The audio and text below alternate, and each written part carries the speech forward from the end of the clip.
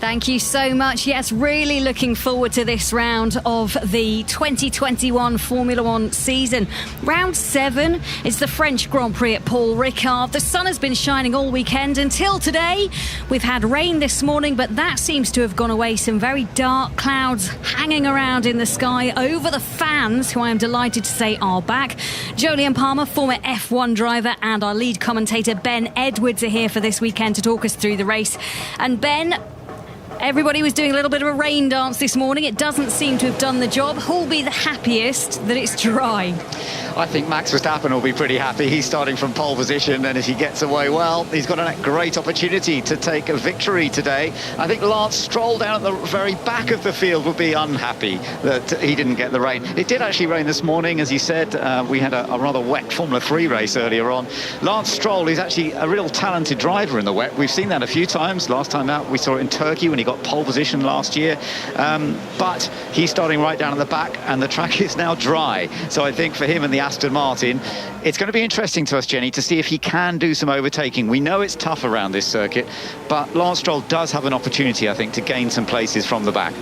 Now, for anyone that was with us for qualifying yesterday, Mick Schumacher, son of Michael Schumacher, had quite a big crash. And Jolyon, there were worries that even though he'd done a good job and managed to get himself up pretty high on the grid, for him, 15th place, he'd have to start from the back because of penalties. But he doesn't. No gearbox change needed for the Haas car, so Mick Schumacher starts in 15th, where he qualified kind of by virtue of hitting the wall. And it's actually surprising that he hit the wall quite hard with the rear end first. Surprising that he doesn't need to change the gearbox, but best ever grid start for him. First time in the melee, really. Haas have usually been off the back and having a bit of a battle between themselves, maybe picking off Latifi's Williams down to turn 1, but this time he's ahead of a world champion. Kimi Räikkönen's behind him. Jolyon, just tell me, what's it like the first time you take an F1 start and you do find yourself right in the middle of all the action? Fun.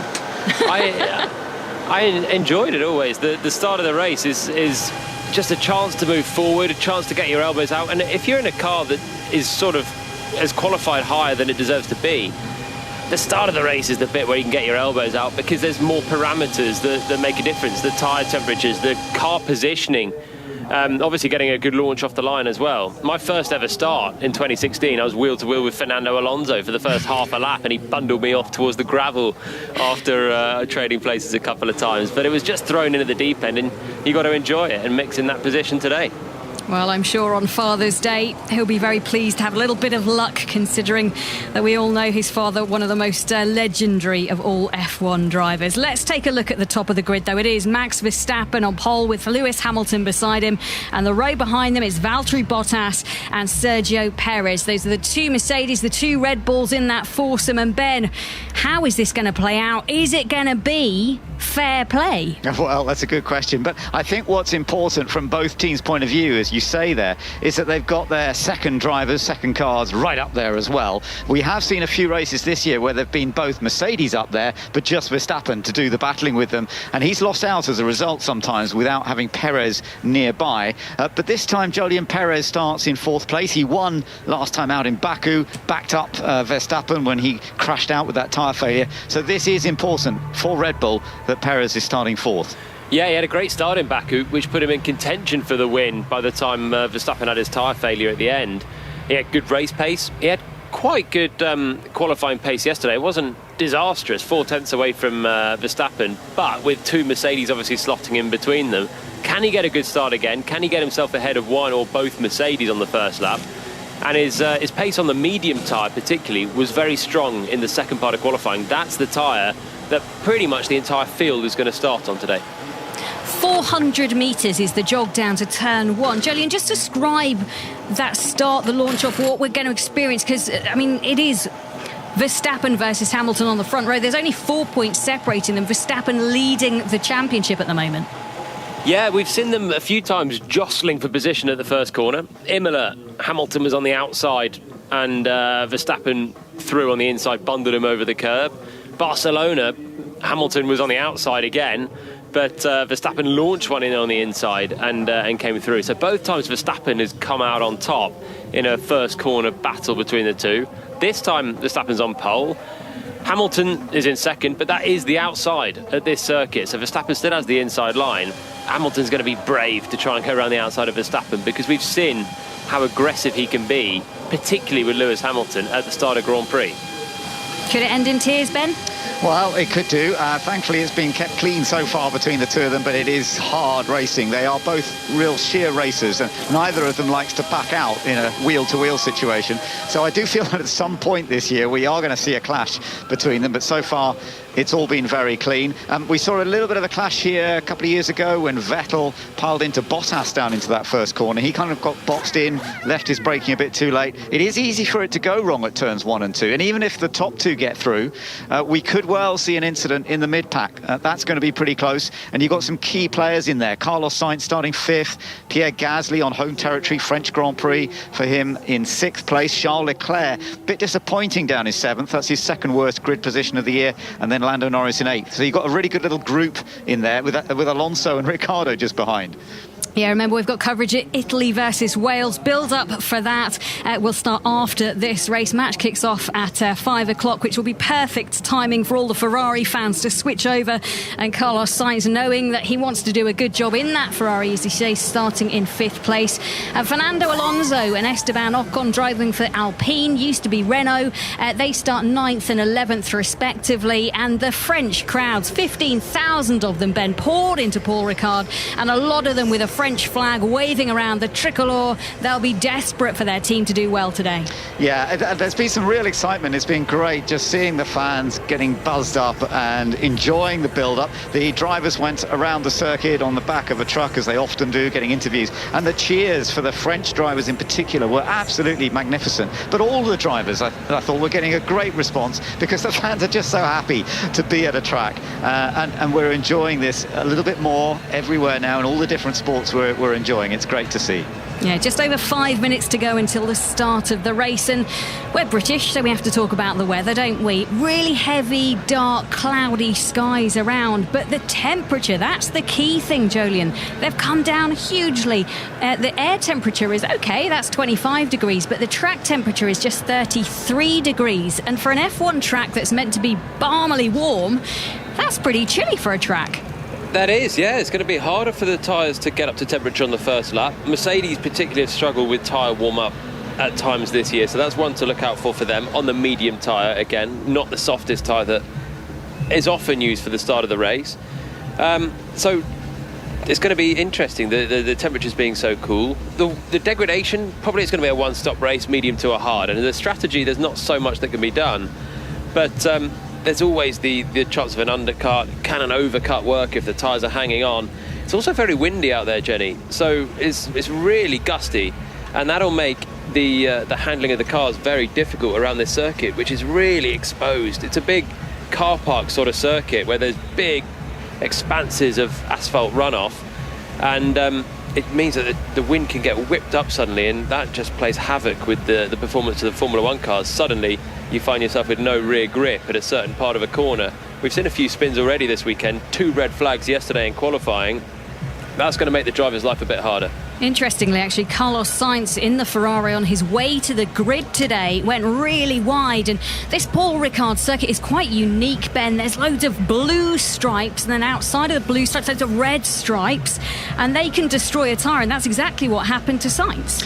Yeah, if you slide sideways or spin onto those blue or red stripes, they're very abrasive surface. The red indicates the most abrasive surface. The idea is that it stops you hitting the barrier, because as the car slides across, that abrasion stops the tyres sliding, and that's why it looks a little bit strange when you see all these blue and red stripes everywhere. If you do manage to go off and keep pointing forwards, however, the tyres should be all right. As long as you don't lock up, then you can run wide, come back onto the circuit, and you shouldn't lose any tyre performance.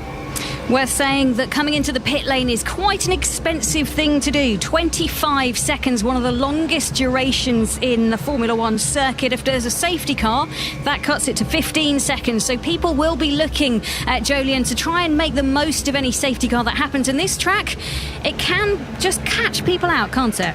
Well, typically you're going to get a safety car on the first lap because of the way that the corners are in quick succession in the first sector off the start line. As Ben was saying, the first corner is tricky, left-hander into a right-hander, a sort of sweeping chicane where it pinches on both apexes. Then you come on a short burst on the throttle down the hill into another sequence of corners, 3, 4, 5 and 6, and then you're onto the long straight, and it's all quite fiddly through the first half of the lap. Then if the drivers get through there all together, there's a long straight into a chicane, which is the best braking zone on the circuit, best chance to overtake. That's at turn 8. After that, probably we're going to see drivers struggling to follow each other, sadly, a little bit today, and therefore the chance of the safety car is going to be reduced, but you never know. And in a one-stop race that we're really expecting this one to be, if you can pit under the safety car, calling that timing of the pit stop is going to be important. So what does Hamilton have to do to try and win this race, to try and take back, Ben, control of the championship? Well, he has to get a good start, possibly. As we said, it's difficult down into turn 1. Then it's a matter of tyre management. And because we've got these higher tyre pressures here today, that is going to be a little bit of a new one for everybody. We've seen him come back at Verstappen in Spain. Spain not dissimilar in some ways to set up here, as the track here in Paul Ricard. Verstappen had the advantage in Spain, but then it was all looking good after that. Let's quickly go over to Gigi Salmon at the Queen's Club final, where British number 2 Cameron Norrie finds himself a breakdown to the top seed Matteo Berrettini in the final at Queen's. It was the 5th game of the first set, a couple of double faults, no first serves, and Berrettini, the world number 9, was able to take advantage. So the Italian leads in this first set of the final, 3-2 with the break and 30 love. Thanks, Gigi. Well, we're getting ready. Jenny is pretty close to the start of the race now. Yeah, absolutely. Just about a minute to go. Remember, 2018, 2019, Lewis Hamilton on pole and won the race. What will happen this time out? Let's hand you over to our commentary duo. It is former F1 driver Jolyon Palmer and our lead commentator, Ben Edwards. The tyre blankets are beginning to come off. Having a quick look at what tyres some of the guys outside the top 10 are using. Quite a few are using the hard compound, like Ocon and Vettel. August, question, do I go across to him on the left? I think we should just concentrate on getting the best getaway, going straight. Yeah. If there's chance, figure it out. Yeah, if there's chance, then we can. Interesting question from Hamilton. Should I go over to the left to sort of try and block Verstappen going down to the first corner? It all depends on the start, though, whether he's going to have track position enabled to do that. So, starting on the mediums with the top 10, a few guys starting on the hard behind, nobody starting on the soft tyre as far as we can see. So it's going to be a pretty straightforward one-stop strategy. We're coming up for round 7 of the 2021 Formula 1 World Championship from France.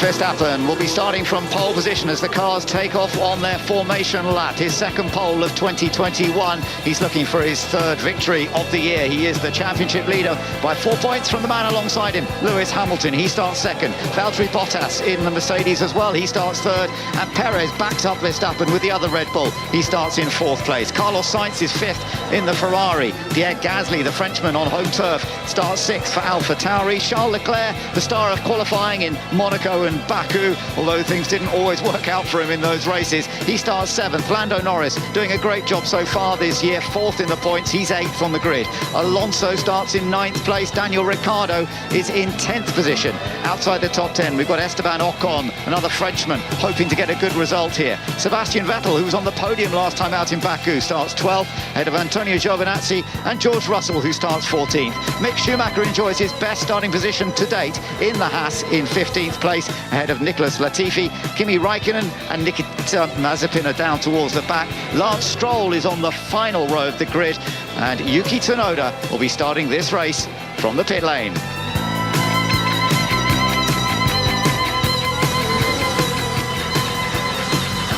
Well, the drivers are busy warming up their tyres on this formation lap, Jolyon. Medium compound tyre, pretty resilient tyre, so they should get a decent first stint in. Yeah, they need to just make sure the temperature is good for the start, where all the cars are packed together and a lock-up can be extremely costly. Very quick formation lap this from Verstappen. He hasn't had too many pole positions in his whole racing career, and he's already round to the final corner, so we're going to be going sooner than we expected. So we shall see. We're looking at previous wins here for Mercedes. Lewis Hamilton has taken the previous 2 victories, and Massa and Raikkonen back in the day when we went to Manicourt were the previous winners. Good chance for Red Bull to get their first ever win here. We're just going to have to see if that does work out.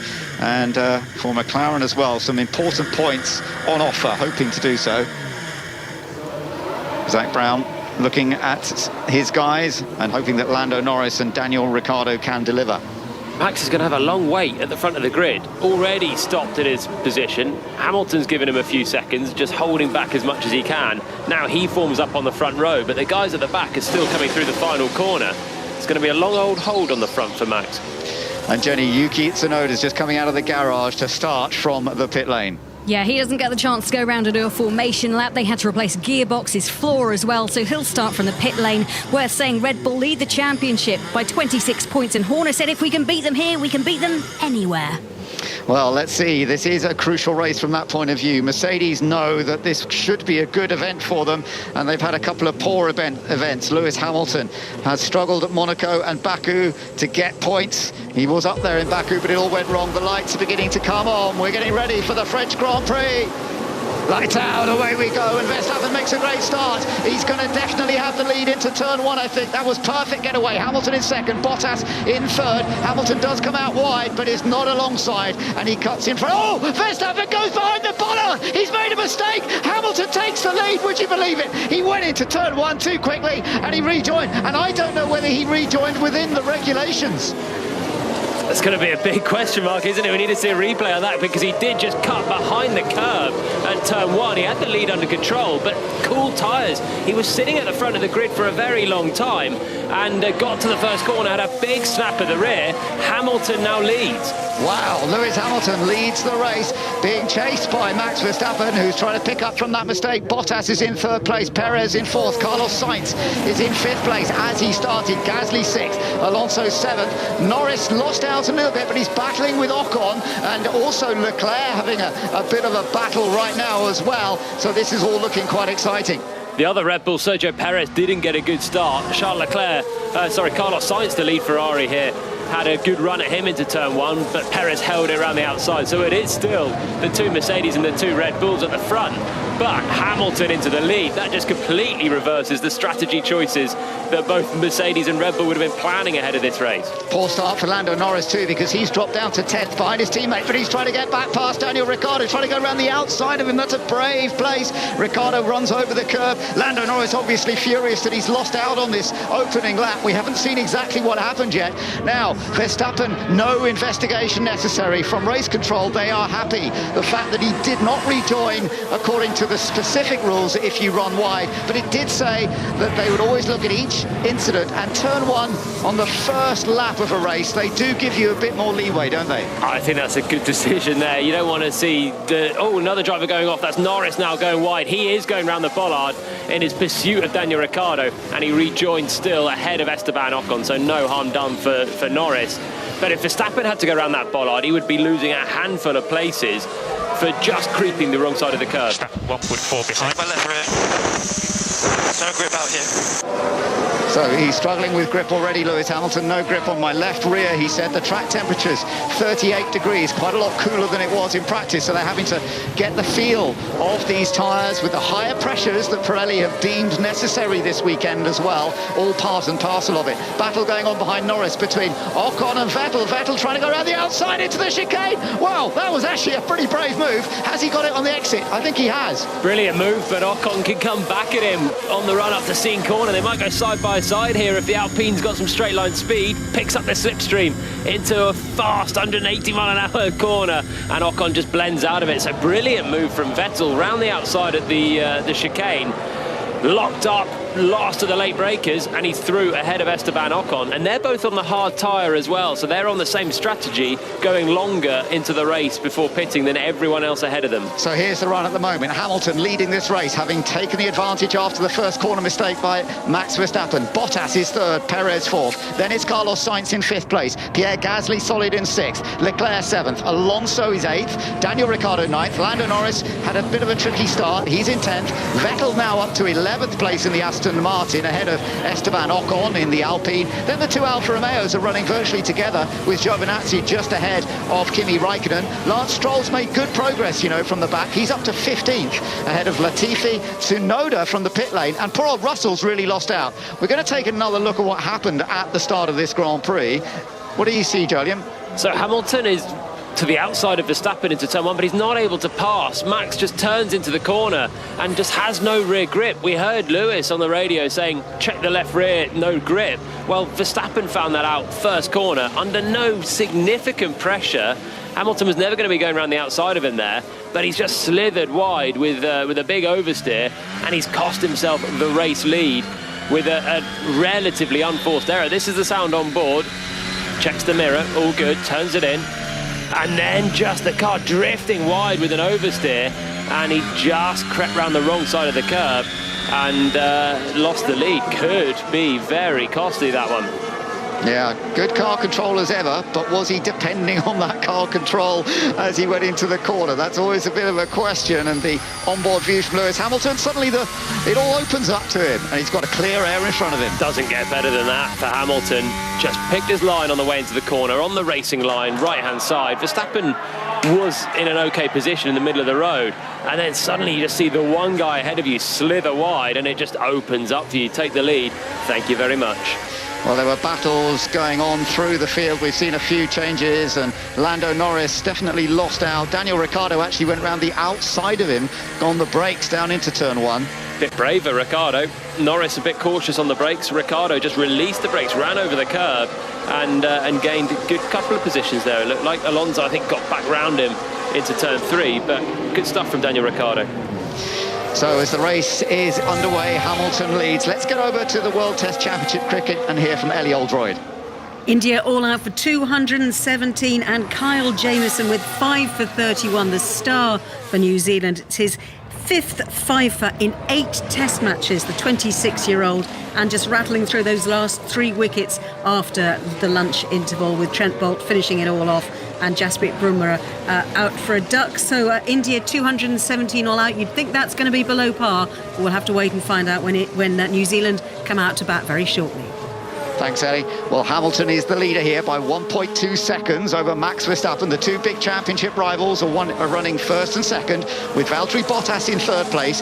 Sergio Perez, the winner from last time out in Baku, he runs in fourth. Carlos Sainz in fifth for Ferrari. Battle for sixth going on between Pierre Gasly and Charles Leclerc.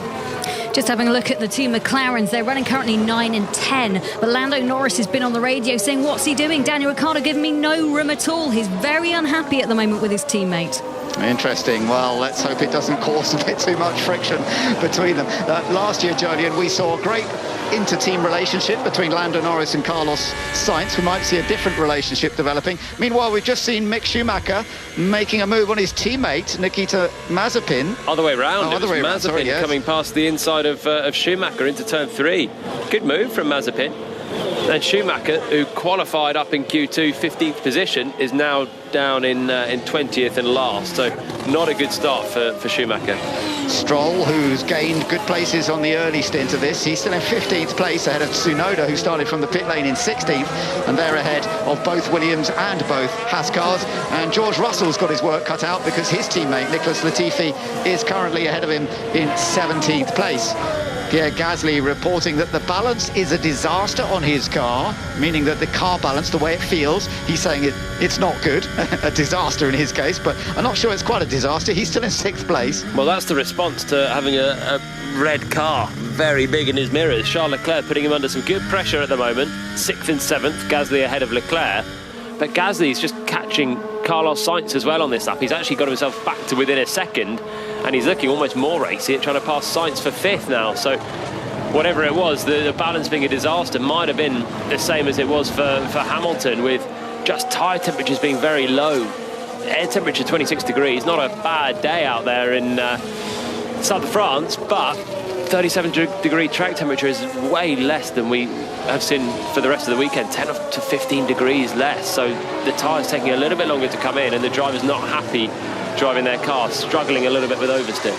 We do know the Ferraris tend to struggle on the longer stints, especially at these sort of circuits, maybe not so much on the street tracks. Valtteri Bottas has just set fastest lap. He's running in third place in the second of the two Mercedes. Hamilton still leading, of course, from Verstappen.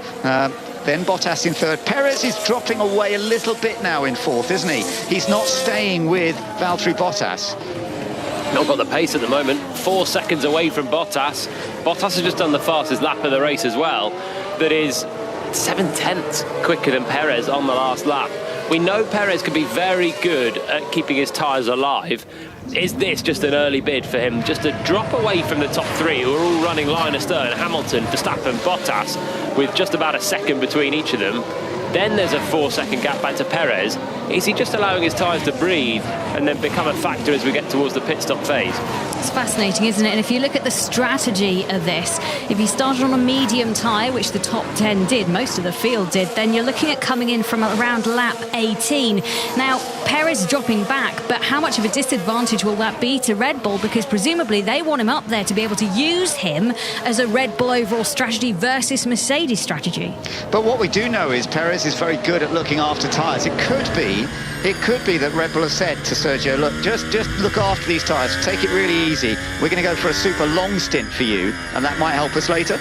And whilst Bottas is on the back of Verstappen, just 1 second away, pumping in another fast lap at the moment. Looks like it might be a consecutive fastest lap for the Finn in third. It is 1 second away from Verstappen. It's good. It's keeping the pressure on the Dutchman ahead, but it's probably hurting his tyres a little bit more as well to be that quick, so close to the car ahead. You slide around a little bit more, the temperatures build, and if Perez is slow because he's looking after the tyres, then it can give him something. But again, 6/10 away from Bottas on that last lap. The gap now 4.5 seconds between the two. He doesn't want to let that grow anymore. Jenny. Yeah, just looking at Lewis Hamilton, he's been on the radio saying these tyres are not going to last as long as you are expecting. A reminder, this is a 53-lap race. They've done 7 already, most of the cars on that medium tyre. Pirelli were expecting it to be a reasonable tyre to be able to go up to maybe 25 laps. So could this now turn from a 1-stop into a potential 2-stop? No, it's always a question. Daniel Ricciardo getting pretty close to the back of Fernando Alonso as they headed up towards the chicane, but he didn't go for the lunge as we saw Vettel make on Ocon earlier on. That was a good move. Vettel still in 11th place, by the way. So our top 4, Hamilton, Verstappen and Bottas, they're very close. Doing a great job. Anything is possible. Yeah, that's the message to Bottas, and that's true because he's still very much in the hunt, whereas 4th place man Perez has dropped back. Then there's another big gap from Perez to Sainz. Sainz very much further down the field. Chased now pretty hard by Pierre Gasly. Charles Leclerc in 7th. Alonso under attack from Daniel Ricciardo, with Lando Norris not far behind. And then just outside the points, we've got Vettel, Ocon, the 2 Alfa Romeos of Giovinazzi and Raikkonen. Lance Stroll in that 15th place, which he gained very early on, but hasn't really been able to make any further progress as yet. Tsunoda in 16th, and the field completed by Latifi, Russell, Mazepin and Mick Schumacher. No retirement so far in this race, and we tend not to see many non-finishes here at Paul Ricard. Ricciardo's got the bit between his teeth in these early laps. Now up behind Fernando Alonso, who's twitching his way through turn 1, struggling with oversteering the Alpine as well. This is the sound on board the McLaren. Daniel Ricciardo into turn 3. He's struggling a little bit for rear end as well. They're all struggling a little bit for the balance, and it's making the lives harder. Basically, chance of mistakes are going up. And this is now a chance for Ricciardo to maybe pass Fernando Alonso. Is he within DRS range? He will be. How big is that drag now up to the Mistral Straight? I'd love to see what kind. Yeah, he's actually got a good run. You're right. Daniel Ricciardo got a good run on Fernando Alonso. He's having a little think about it, but Alonso was very aware of him and just sort of covered, so nothing has changed. Jolyon, I want to kind of keep an eye a little bit on the pace of Vettel and Ocon, because they're on the hard compound tyre. Now, they're still pretty close to those ahead. Tyres are getting hot. More feedback from Hamilton there. But they are the ones in a way to keep an eye on, aren't they, on those hard tyres, Vettel and Ocon. They're doing fine, both of them, on the hard tyre, which should be slower, but they're basically just bunched up behind Norris, who's behind this Ricciardo-Alonso battle. So there's no great data to get from those on the hard tyre just yet, apart from it doesn't look terrible. It looks like they're able to keep pace with everyone that out-qualified them on the medium. But this is everything that the teams have already gathered through the practice sessions we had on Friday. They know the hard tyre is a good one. When they pit, the hard tyre will be the one that can see them through the longest stint quite well to the end of the race. And we can hear Hamilton on the radio getting a little bit angsty to Pete Bonington, just saying, guys, to warn you, these tyres are not going to last. And I think he's thinking about the undercut that Verstappen could possibly do. Verstappen's still within 2 seconds, and at some point the pit stop window can open, and if Verstappen can get one lap onto his new hard tyres before Hamilton and Mercedes, we've seen that decide races countless times recently. Let's get an update on the tennis final at Queen's Club. Gigi. Well, we've had a clean set of tennis from the top seed and world number 9, Matteo Berrettini, who broke British number 2 Cameron Norrie in the 5th game of the first set to close it out after just 33 minutes by 6 games to 4. Norrie hasn't been strong enough on serve. Berrettini the complete opposite. Yet to drop a set this week, the Italian is now a set away on debut from the Queen's title, but Norrie has started things off in the second set with a love hold, so it's 1-love, but the British number 2 with a lot of work to do. Berrettini leading by a set to love. Well, leading here in France is still Lewis Hamilton, but not by very much. The gap just 1.6 seconds to Max Verstappen. Valtteri Bottas very much in the game as well. Perez in 4th place ahead of Carlos Sainz and Pierre Gasly. And then some enjoyable battles going on further back. Leclerc is 7th, but Alonso and Ricciardo, they're still fighting pretty hard. There's no side-by-side action between them just yet, but let's see how this develops.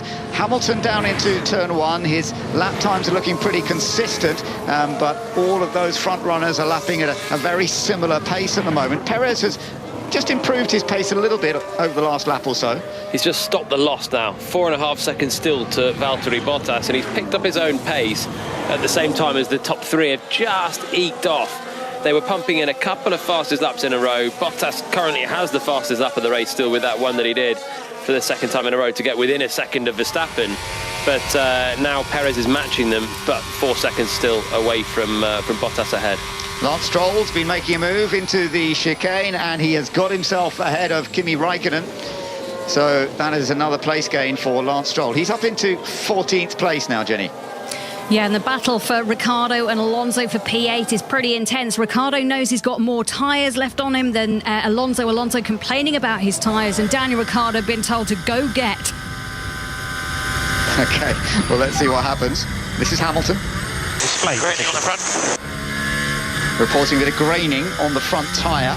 That's an element of the degradation of the tyre, and he just is reporting it's not something that's a real problem. He's just reporting it back to the team so they've got that knowledge. Nervy. He's nervy on the tyres, isn't he? When you're in the lead of the race, you got your title rival just behind. You want to make sure you get all bases covered. And right now, Verstappen doesn't look like he's able to put Hamilton under pressure for an on-track pass. But there's a pit window coming up. We're not far away from it now, maybe 10 laps, if that, from a pit stop. Hamilton doesn't want to be caught. Lewis reporting graining on the front. Yeah, for me also starting tired of it now, but still not affecting the grip yet. Bottas sounds very calm in his 3rd place, doesn't he? And he's certainly keeping Max under pressure. He's not quite within DRS range. That's when you're within 1 second of the car ahead and you get that rear wing flap opening, which helps in terms of overtaking. He's not quite there. He's 1.3 seconds behind, so he's not getting that advantage, but he is keeping the pressure on Max. Sounds borderline chirpy at the wheel there, Valtteri. Good feedback, little bit of graining, but he's not thinking it's costing him lap time at the moment. He did just do the fastest middle sector of the race on the last lap, so still ticking along very nicely. Hamilton's just raised his pace as well on the last lap as well, back into the 1:38, only a couple of hundredths away from his best lap of the Grand Prix. So whilst Hamilton's reporting tyre overheating, tyre graining, it's not costing him lap time just yet. Daniel Ricciardo's close to Fernando Alonso, and he's going to go for it this time down the inside into the chicane. Yes, lovely move. This was where he picked up penalties the last time we raced here in Paul Ricard, because he pushed people wide or ran wide himself over the track limits, but he didn't do anything wrong there at all. He knows he could still come under attack into Scene Corner, but there's nothing Alonso can do about it. Ricciardo has taken 8th. And Norris has a chance to follow him through now into Bose, and he takes it up the inside. Brilliant move from Lando. Follows his teammate through. Both McLarens gain a place at the cost of Fernando Alonso, usually such a wily racer.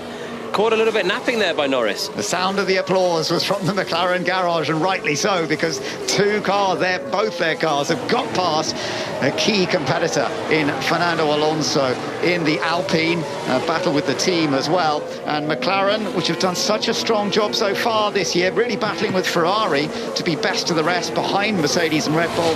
Well, Ferrari are ahead of them in this race, but McLaren need to get a double point score. Vettel, meanwhile, is now putting Alonso under pressure. This could be an opportunity for Vettel to get back into the points. He qualified outside the top 10, was on the podium last time out in Baku, and he's looking pretty racy now on that hard compound tyre. We're just having a listen to the replay of how Ricciardo got past Alonso. Alonso didn't defend, just stayed on the outside. Ricciardo, I think, almost expected him to defend, had a slight blend out of the throttle as he got very close with the DRS. But in the end, nice move from Daniel, committed on the inside. No major defence, though, from Alonso. I think maybe he knew that one was up. And then Ricciardo just stayed right to the left-hand side, made sure Alonso couldn't get a slipstream on him to fight back into Seen and Bose, when Norris did a job on Fernando Alonso as well. Good run through Seen corner, the fast right, where Alonso had to blend out of the throttle because he was close to Ricciardo.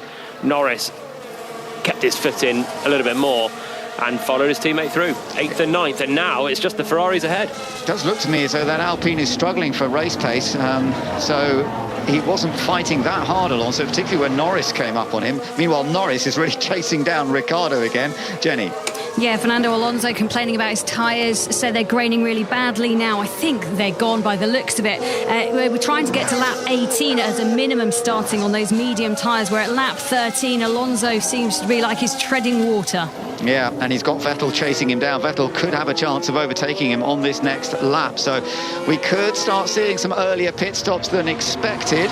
They are pretty close together. Gasly, Leclerc, then the two McLarens of Ricciardo and Norris, and Ricciardo won't want to give that place up. It's not as if they're on different strategies. And now getting defensive, Alonso on Vettel. These two world champion drivers who've had plenty of battles over the years, quite often when they've been fighting for a world title. No love lost between them, I have to say. So this could be an interesting one, Julian. Vettel's having a good drive. Started outside of the top 10. Made a nice move on Esteban Ocon around the outside earlier on, and now he's coming up to Ocon's teammate Fernando Alonso. Alpine clearly not with a great race car at the moment. Alonso was up in 8th, qualified in the top 10 as well, but now he's got his mirrors full of Sebastian Vettel, and the Aston Martin car is good in race conditions. Vettel came last week from outside the top 10 to finish 2nd.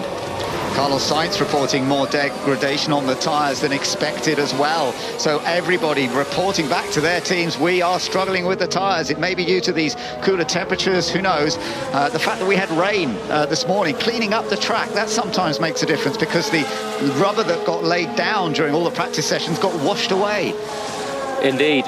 Vettel is past Alonso, up the inside into the chicane that breaks up the Mistral Straight, and another place lost for Fernando Alonso. He's having a miserable time of it at the moment. Next up behind him, it's his own teammate, Esteban Ocon, who's on the different tyre because he didn't qualify in the top 10. He starts on the hard tyre.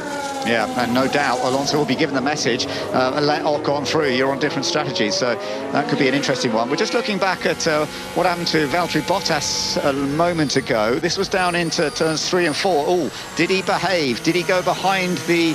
He went off the track, but he didn't. Oh, yeah, it's interesting. I don't think he went the full route round the back where you have to rejoin, did he? He didn't, but again, I don't think that should be a major issue there. I think everyone is struggling, so yeah, think about. Yeah, copy that. Even graining spotted on the hard runners as well. Yeah, plan B. Plan B. I wonder what plan B is, Jenny. Alonso's not totally happy with the tyres, is he?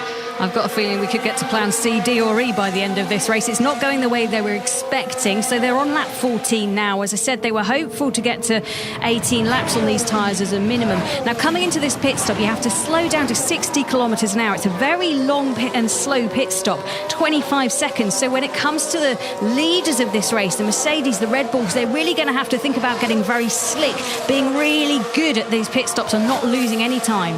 Well, good move from Daniel Ricciardo. He's got past Charles Leclerc, and Lando Norris is also going to try and do the same. So Ricciardo's got up to 7th place now. Good effort in the McLaren, and there's no doubt the McLaren race pace is looking far stronger than their qualifying pace, and it's the other way around with Ferrari. Their qualifying pace is strong, their race pace not as effective. Sainz is still in 5th place at the head of all of this bunch. Sainz in 5th, 1 second ahead of Gasly. Now it's Daniel Ricciardo after that nice move, ahead of Charles Leclerc, and the man you can hear now, Lando Norris. Leclerc bolts for the pits. The first of our major contenders into the pits then.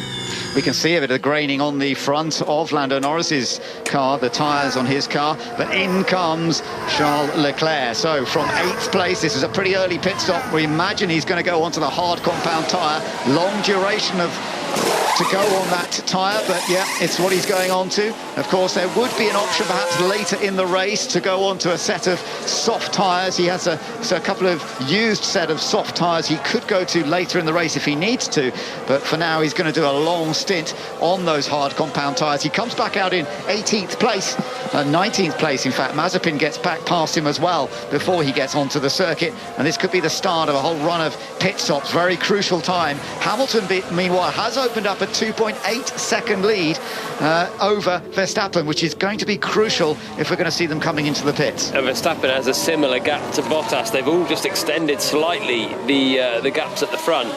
Hamilton nearly 3 seconds. Well done, mate. Next one is Gasly. Gasly car ahead. Good go. I think Ricciardo's having fun out there today. He's really enjoying pulling his way through the field. It's Pierre Gasly next. The gap is 1.2 seconds at the moment, so there's a chance. He's on it today. He's got his mojo back, hasn't he? Daniel Ricciardo. Some nice moves. That one again. Norris didn't have to pass Charles Leclerc, so Norris stays behind Ricciardo because Leclerc opted for the pits. Surely that's a two-stopper for Ferrari coming in that early. He's dropped right to the back of the field apart from the two Hasses, and I'd be amazed if he can get the hard tyre all the way to the end of the race from there. Yeah, it seems a stretch too far, doesn't it? So keep pushing hard and try to avoid curbs on the front left.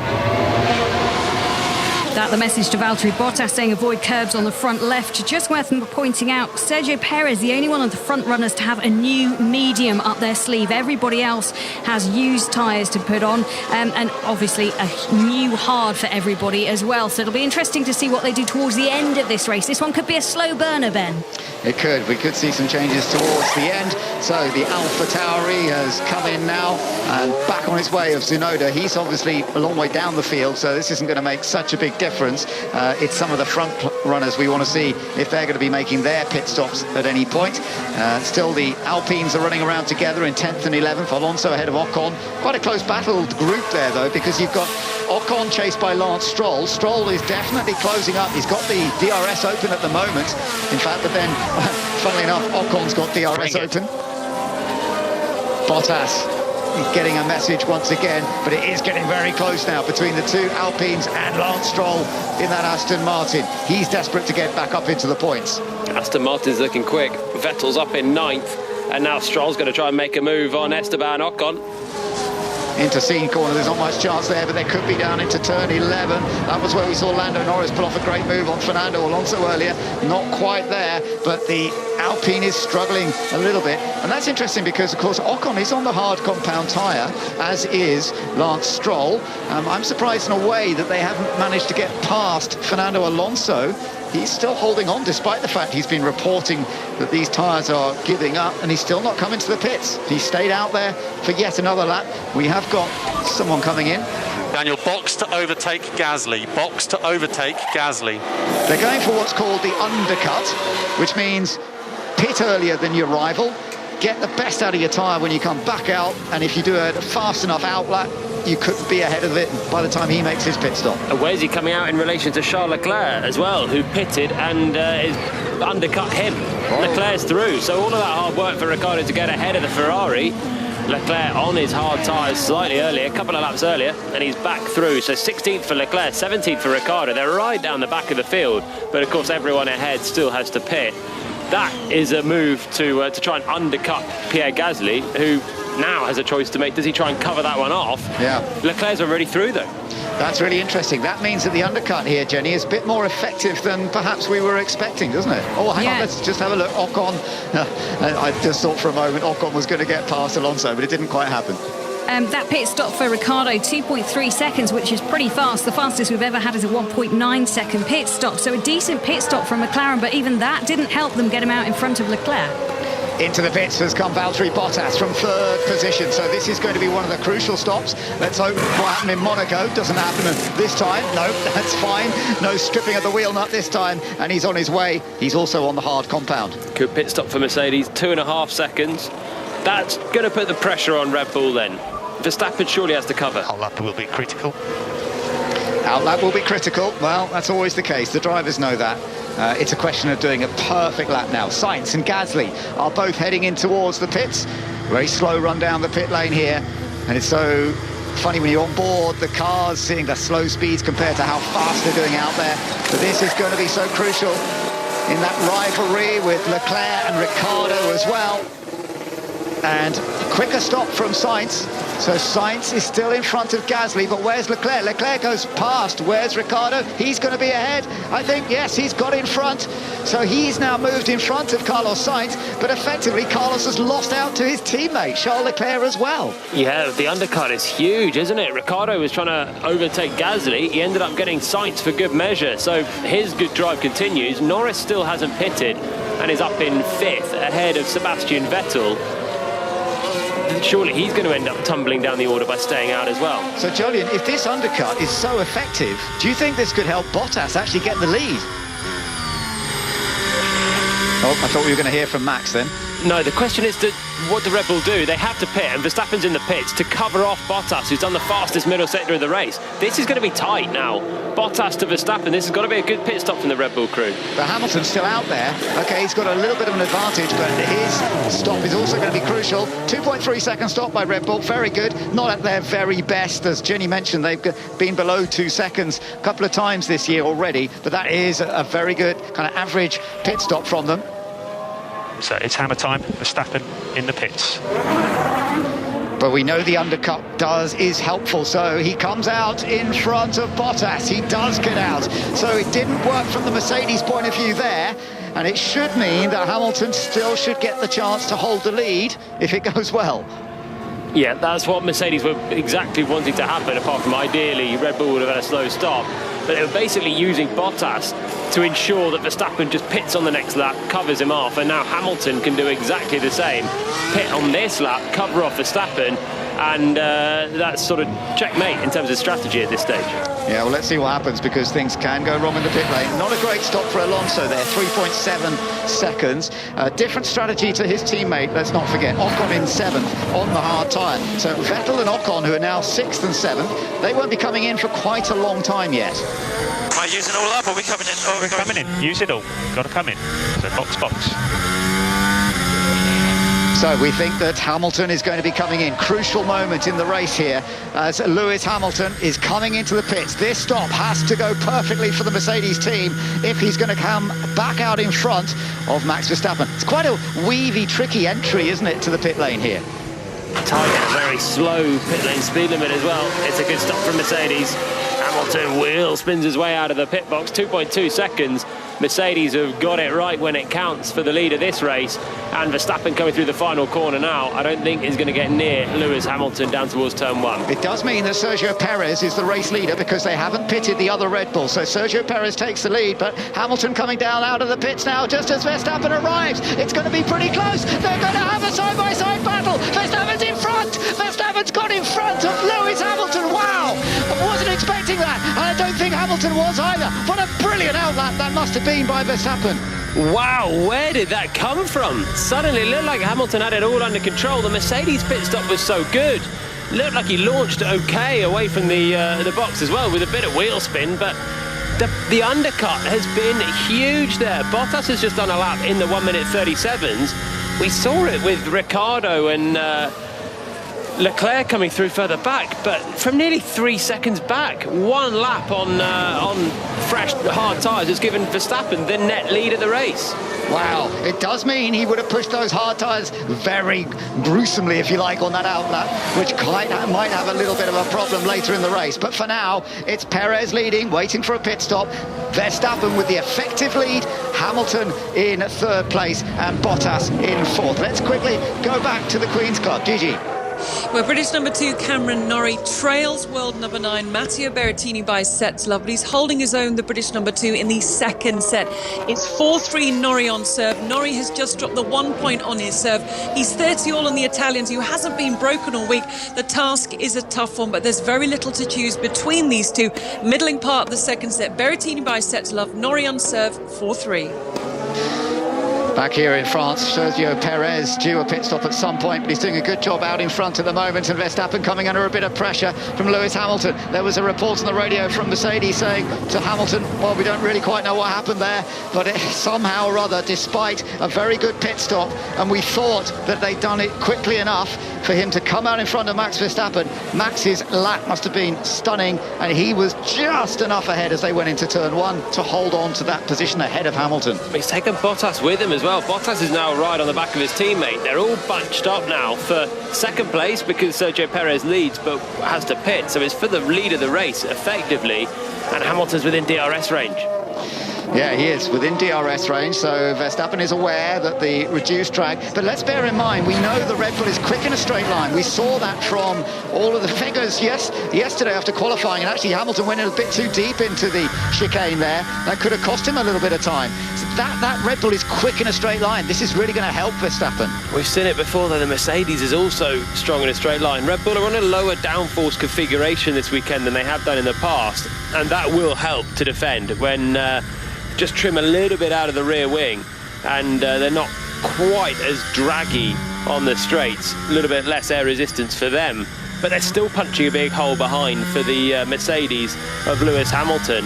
And when Hamilton gets the DRS as well, he can open his drag reduction system, open the rear wing up.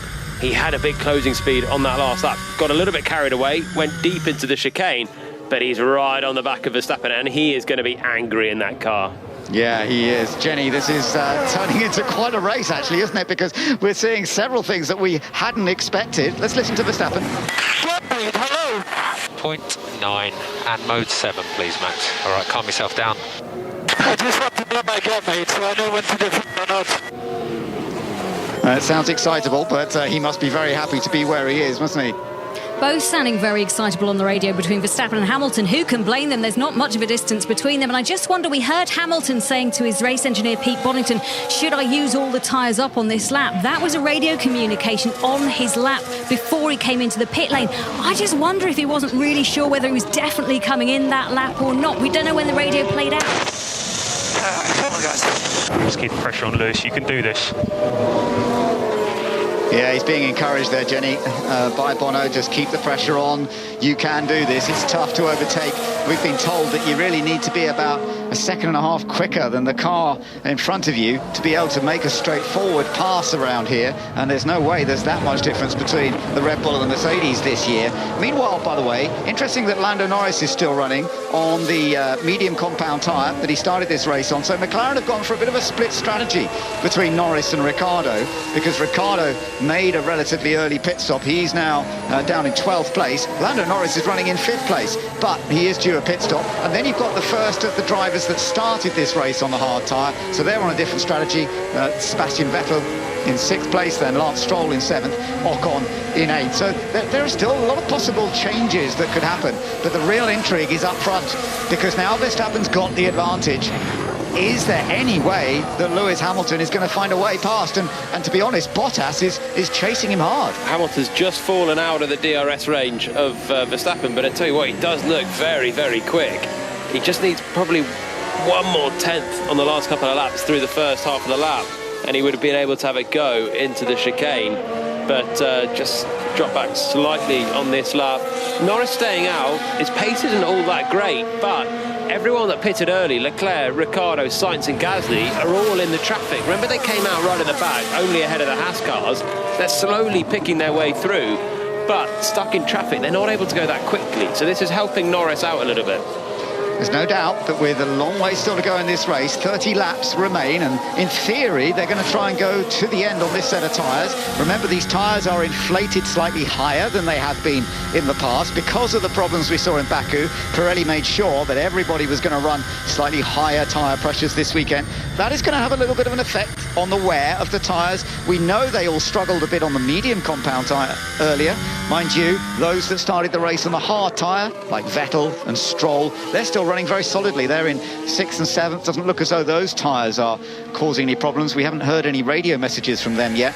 Just having a quick look at a replay of Daniel Ricciardo, and this was a move that he's been trying to make on Kimi Raikkonen. I think he's gained the place and gone through.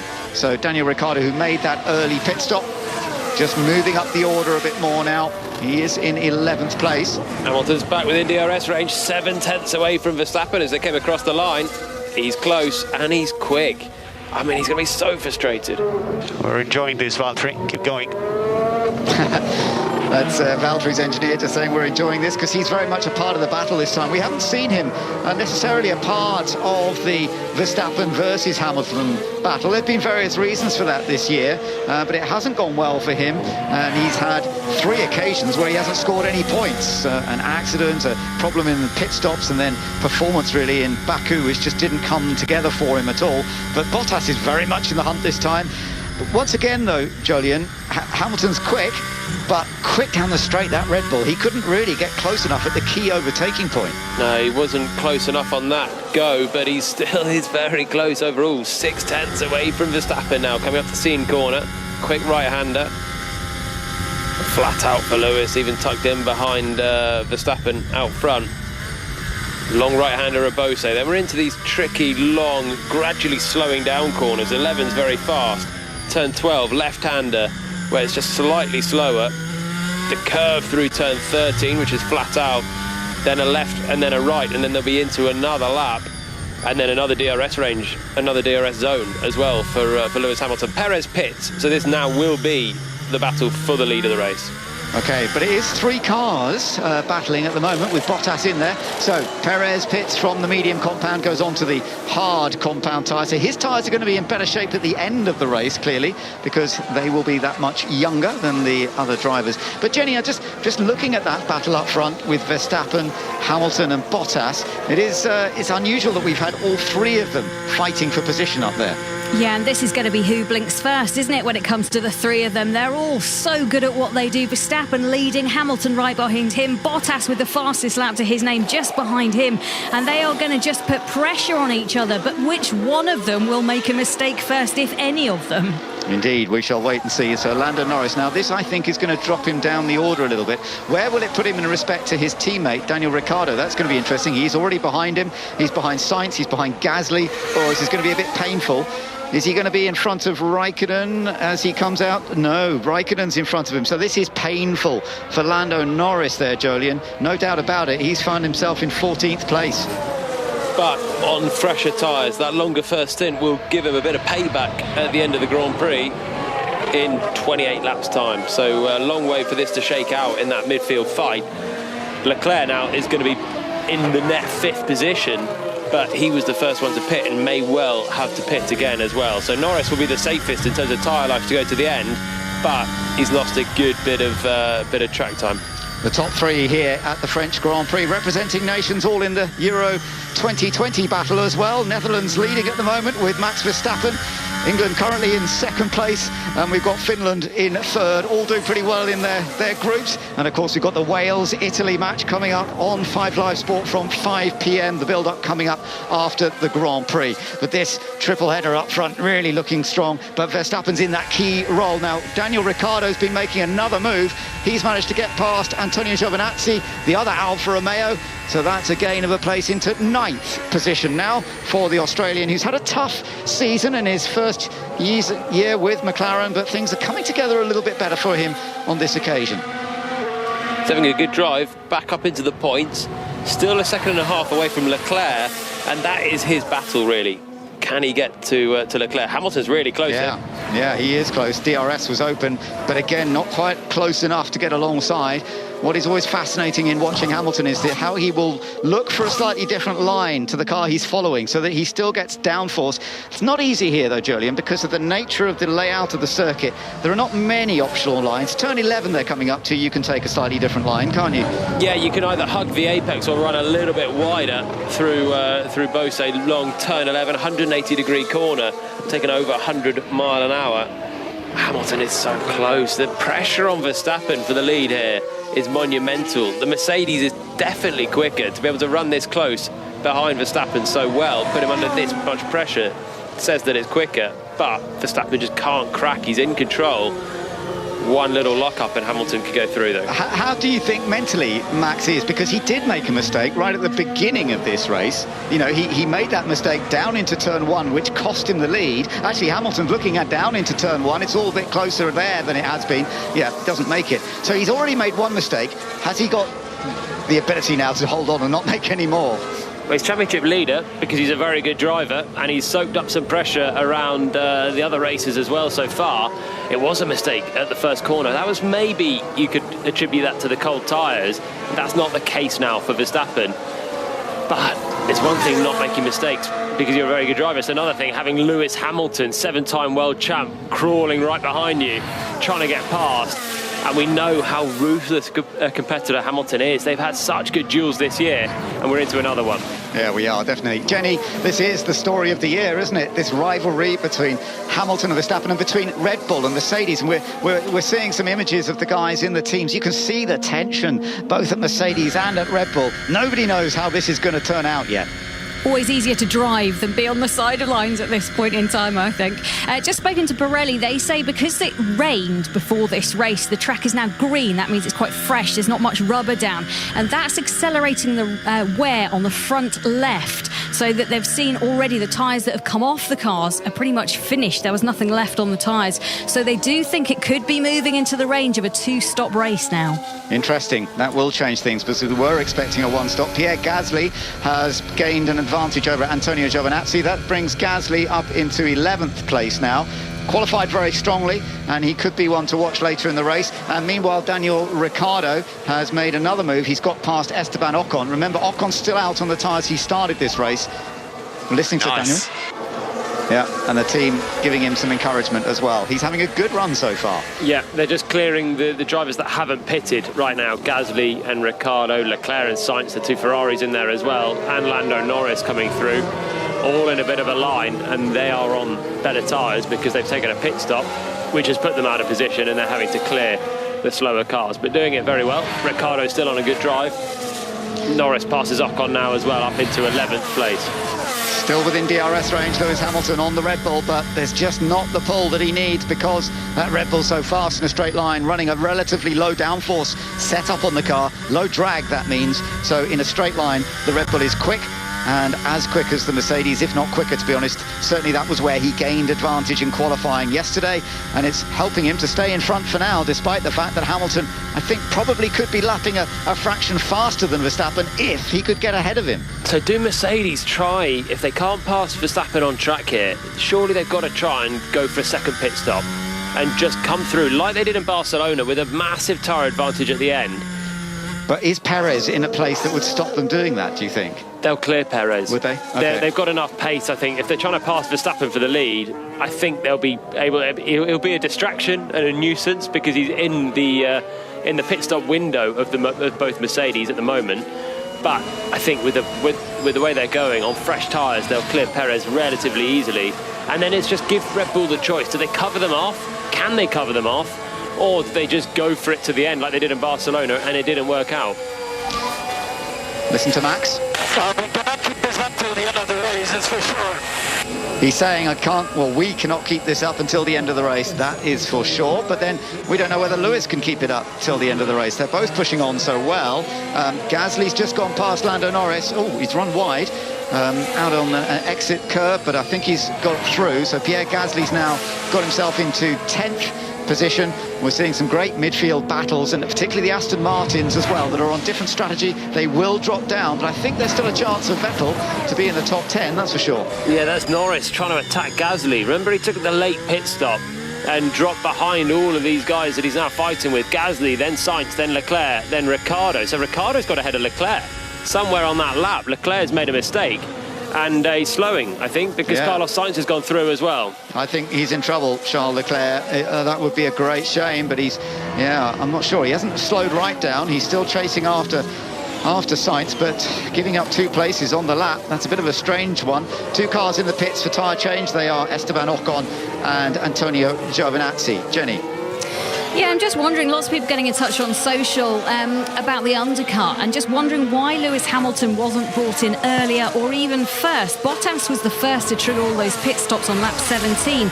Now, Verstappen Jenny, just quickly, Lando Norris is making a move on Pierre Gasly here. Let's just see if he does do it into the chicane. It's pretty close, but I think he's going to pull it off. Yes, he does. So Lando Norris gets back past Gasly in this midfield battle, which has been very close all season long.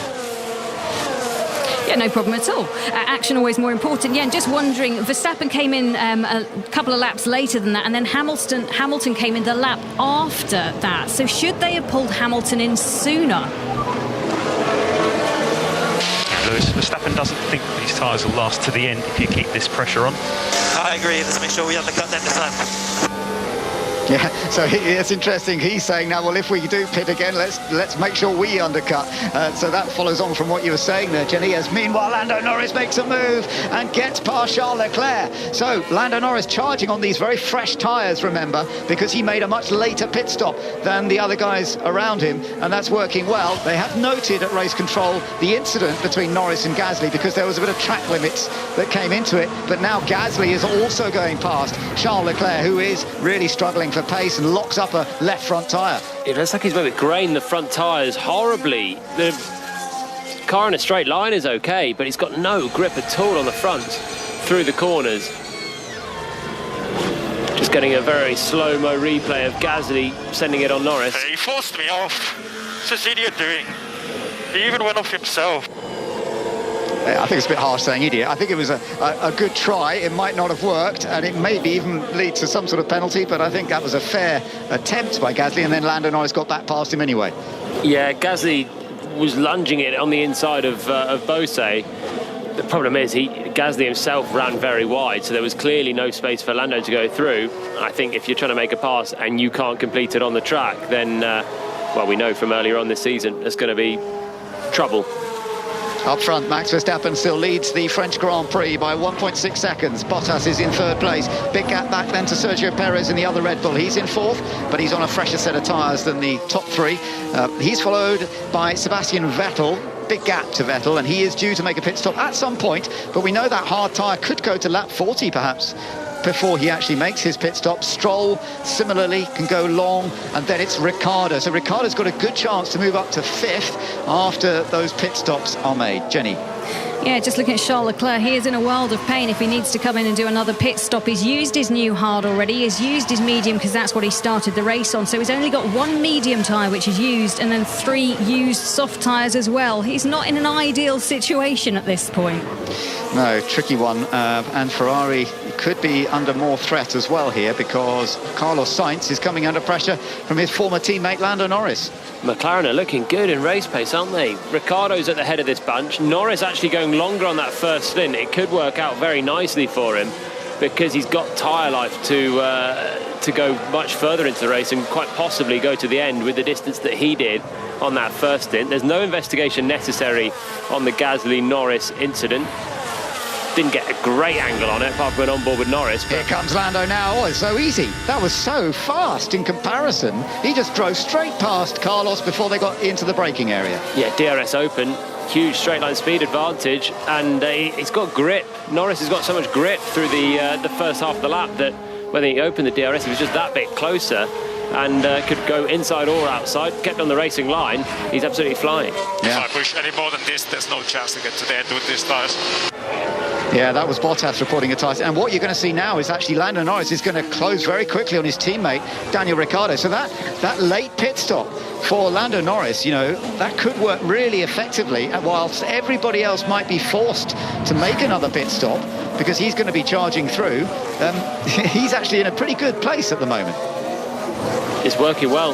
Lost a few places early on with it, but with the tyre life, switching to these hard tyres has just not been easy for anyone, and graining on them. Leclerc's particularly just dropping back. He's now behind Fernando Alonso, who's taken a pit stop as well. So Leclerc's race is unravelling, even though it looked good on that early pit stop for a short time.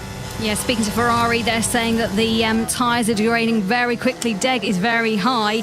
And just on that point, it's worth saying that Norris did pit on lap 25 to do his switch onto the hard tyre, but so did Sergio Perez in that Red Bull, so it may well be while Norris is flying, Perez, could he do a one-stop? Could he win the race? Here we got another pit stop. Hit confirm, please, Max. Max hit confirm.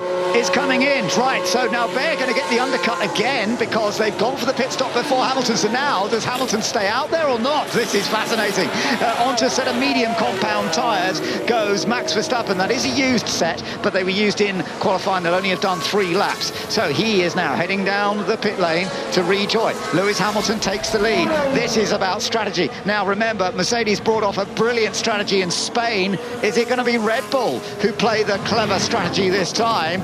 He comes back out in 4th place behind his teammate Perez, bit of a gap to Perez, and then the 2 Mercedes which are running first and second. Now, do Mercedes respond, or do they stay out there for 20 laps to get to the end? Will they have the pace? Looking at what Lando Norris is doing on a fresher set.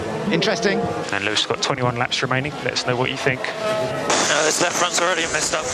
Oh, so he's been told you've got 20 laps to go, but he's saying the left front is already messed up, so this is a real dilemma now for them, Jenny.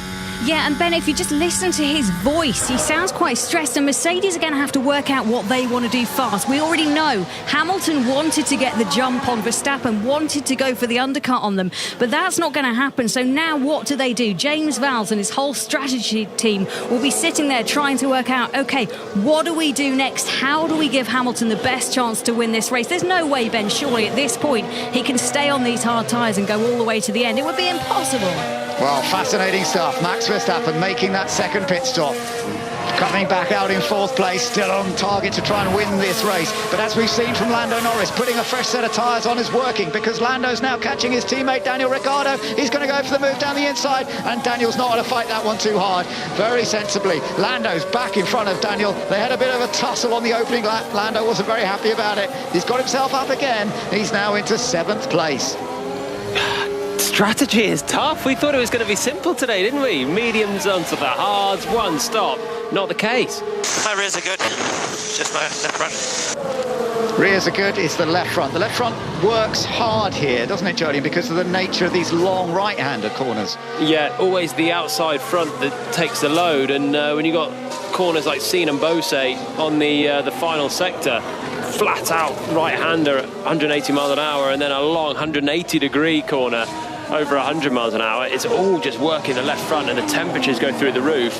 Verstappen switches to the medium tyre then to prevent the undercut. Very sensible, but it's a long enough way to go on the medium. That's not going to comfortably get him to the end of the race either. The other thing is, of course, Bottas is in a defensive role currently in 2nd. I mean, if they just leave the 2 Mercedes out there, mind you would think the pace of Verstappen will mean he can probably catch and pass if there's enough time to do that, which is looking promising. We'll have to see. But can the Mercedes effectively now take the Norris strategy, and even if they do another pit stop, which they may well have to do, looking at the degradation on everyone else, if they go for the Norris approach, go 5 or 6 laps later, they're going to be very quick compared to Verstappen at the end of the Grand Prix. This is fascinating. Meanwhile, Lando Norris is catching Lance Stroll, and he's going to make the move. Remember, Lance Stroll is still on the tyres that he started this race on. The hard tyre has held up well for him, though, but it's not holding up for everybody. That's the interesting thing. I mean, if you think about Stroll, he's done 35 laps on this set of tyres. You would think that Hamilton could do the whole race distance on the set he's on. Stroll's just done a personal best lap of the race as well. It's not particularly quick, but it's not a huge amount of degradation for him on that set of tyres. Verstappen, though, on his mediums now does the fastest lap of the entire Grand Prix, and that is 3 seconds quicker than Lance Stroll. So that just shows the effect of a new set of tyres. He's going to come roaring back to the Mercedes. This is going to be fascinating all the way. Lance Stroll doing this long stint. He is a man who suffered a tyre failure here a couple of years ago into that very quick right-hander at Seine. That was a bit of a nasty incident, but he's looking pretty strong at the moment, so we'll just have to see how that pans out. He's just pitted. Okay. He's just pitted now from back of shot from Lando Norris. Stroll, the first of the Aston Martins into the pits. Both running very long stints, though. Vettel's still going in 5th position. Yeah, and he's just done a personal best as well, hasn't he? So Sebastian Vettel, good lap time from him. Maybe it's because they're heading to the pits and they're being told, right, do a push lap. It does look as though maybe both Stroll and Vettel will be making their pit stops. Stroll will drop back out of the points. Remember, he started from the very back of the field, and he's going to be coming back out. Looks like he's going to be about 14th as he rejoins, but he's in front of Ocon, which is impressive because Ocon started 11th on the grid, if you remember. So that does make life a little bit tricky. Riding with Max Verstappen right now, that's what we're listening to. Thank you for that. Thank you for that. Perez jumping out of the way of him on this lap. Sergio Perez out of the way of him into turn 11, and Verstappen can get on his way now. Fastest lap again. That was a different story. Oh, hang on. Perez. Yeah, the race is on. Yeah, so now go with him. Different to what we saw in Spain. When you remember, Bottas held up Hamilton a little bit in a similar kind of situation. Yeah, we had a direct back-to-back comparison in Spain itself anyway, because Perez was very obliging, and he's again obliging here. They're on different strategies. There's no point holding your teammate back. Just be the team player and let him through. Max is fighting for the win. Perez can still maybe fight for a podium if the Mercedes take another pit stop and he can get elbows out, but he's not quite been at the same level as Verstappen today. Look at the lap speed, 2 seconds a lap faster Verstappen than Hamilton, and we've still got plenty of laps to go in this race. Are you expected to catch me at any stage? Copy, Lewis. Depends on how easy it is for him to get through Valtteri. Yeah, that is one of the things. And also, he is on the medium compound tyre. Now, the medium compound tyre, you know, it worked well in that early stint, but we did see the medium tyre go away, didn't we, in the latter stages? So that's another question mark. Well, that's the thing. He's roaring up to the back of him now, but remember Bahrain, the first race, where Verstappen was roaring up to the back of Hamilton, but then, okay, he had the big moment trying to pass him around the outside, did pass him off the road, had to get the place back.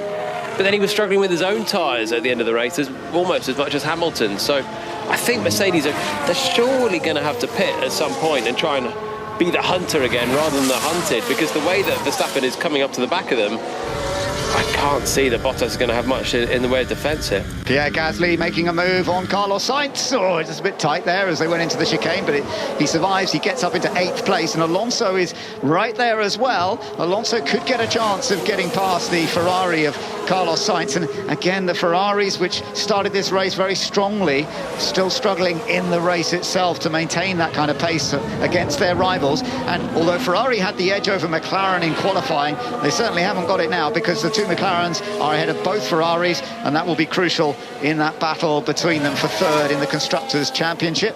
Fairly straightforward for Pierre Gasly. It's a nice move, committed. Sainz didn't make it as easy as some others. Moved a little bit on the way down the straight. Gasly had to go right to the inside, but the AlphaTauri crew like that.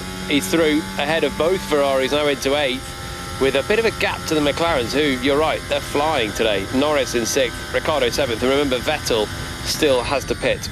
So Hamilton leads the race. We're on lap 37 out of 53. Still a way to go. Bottas in 2nd. Then the gap to Verstappen now, around 10 seconds from Verstappen to Hamilton. And of course another Mercedes is in between them. Perez is in 4th, Vettel now 5th, but he still hasn't made his pit stop. So Norris is going to be in a good position. He's currently 6th, Ricciardo 7th, Gasly is 8th, Alonso now 9th, with the two Ferraris 10th and 11th. Outside the top 10, further on, we've got Tsunoda in 12th, then George Russell, Lance Stroll after that good initial run, and he will be on quick tyres, so he should be moving back up. He's currently 14th, Ocon struggling a bit in 15th, Giovinazzi in 16th. Yeah, apologies, Max, your radio's still poor. It certainly is. No, didn't copy.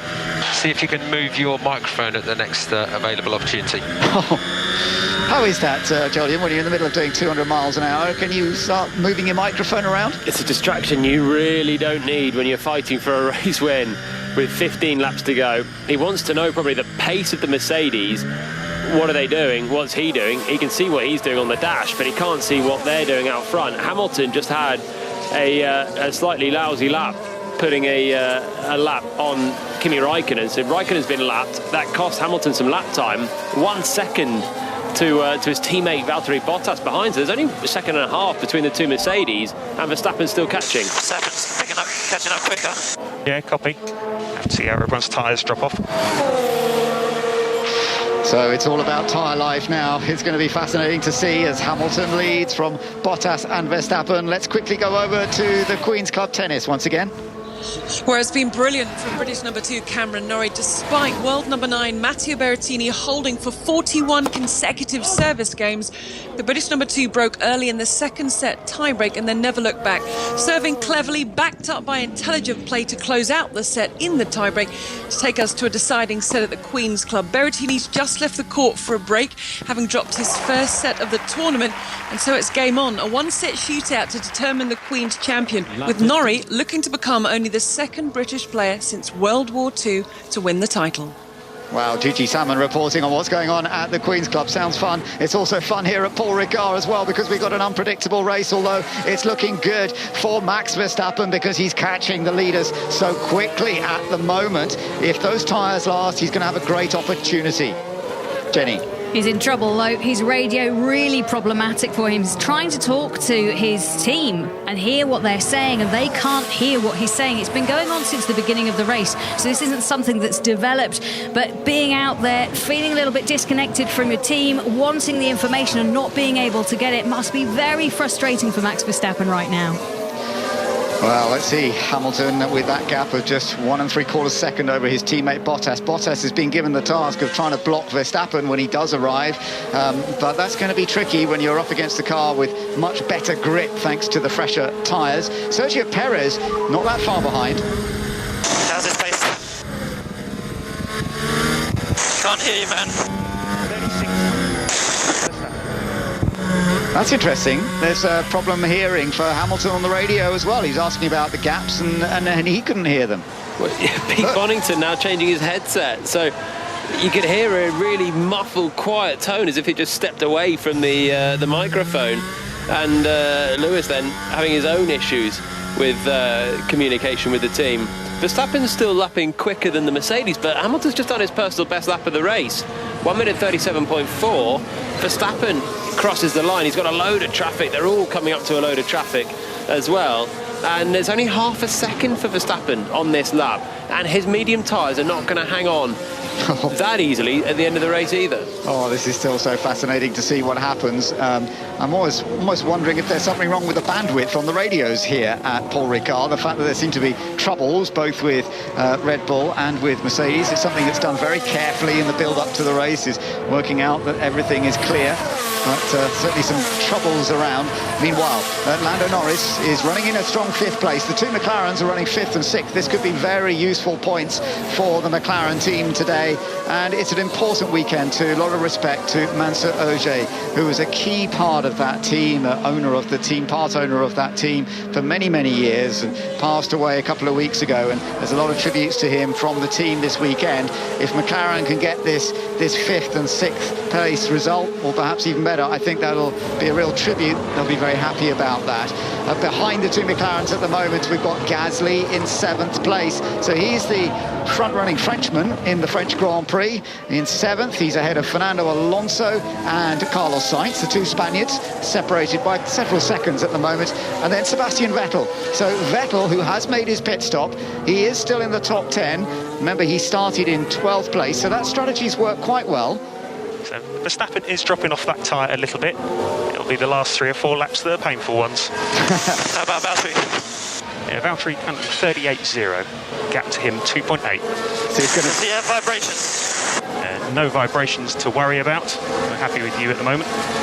This is going to be a repeat of Bahrain, isn't it? You know, where Verstappen started on pole and then Hamilton had the edge, and the closing stages was being caught by Verstappen, and then when Verstappen made the move to go past, he ran over the track limits, had to give it back, and then Hamilton went on to win. But I don't know what's going to happen this time. You've got to love this 2021 season. I mean, the French Grand Prix has by no means been a classic down the years at Paul Ricard. The tyre's not feeling great.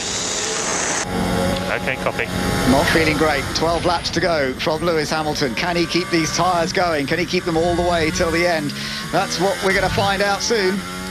This has been a classic so far. 41 laps in, Verstappen from pole position made a mistake at the start, slithered wide over the curbs. Hamilton came through. Mercedes made a mistake in the pit stop phase. They should have pitted Hamilton. I'm sure they'd be kicking themselves after it. Should have pitted Hamilton the lap after Bottas, the same lap as Verstappen pitted. Not doing that meant Red Bull from nowhere got the undercut, took the lead. But then Red Bull had to prevent that. That's why we're in this situation. Red Bull had to take the second pit stop to stop Mercedes being on the charge. Instead, it's them on the charge. And can they do it? So the last 4 laps will be very difficult. So Verstappen 8-lap all medium now. Yeah, I have no fronts anymore, so it is difficult. Yeah, front tyres are not giving him much grip now, and even Perez could be coming up to hunt down Bottas as well, because the pace that Perez is showing in 4th place and the second of the Red Bulls demonstrates that he's going to be within striking distance within 6 laps as well. So this could go from being a Mercedes 1-2, it could end up being a Red Bull 1-2. That's not impossible. Let's wait and see. But for now, it's Lewis Hamilton who is leading this race with a gap of 4 seconds over his teammate Valtteri Bottas. Bottas now only has 2.4 seconds over Max Verstappen, and Verstappen is closing quickly. They were listening to the engine on board Verstappen's car there briefly. That Honda's working well, and he is closing the gap. A lap or 2 away from catching Bottas now. He's within 2 seconds. There's going to be a point where Mercedes can choose now if they want to cling on by their fingernails to this 1-2 or even just the win with Hamilton, or if they just take the pit stop, accept that Verstappen wins, but try and beat Perez. And Perez predicted to catch it in the last 4 laps.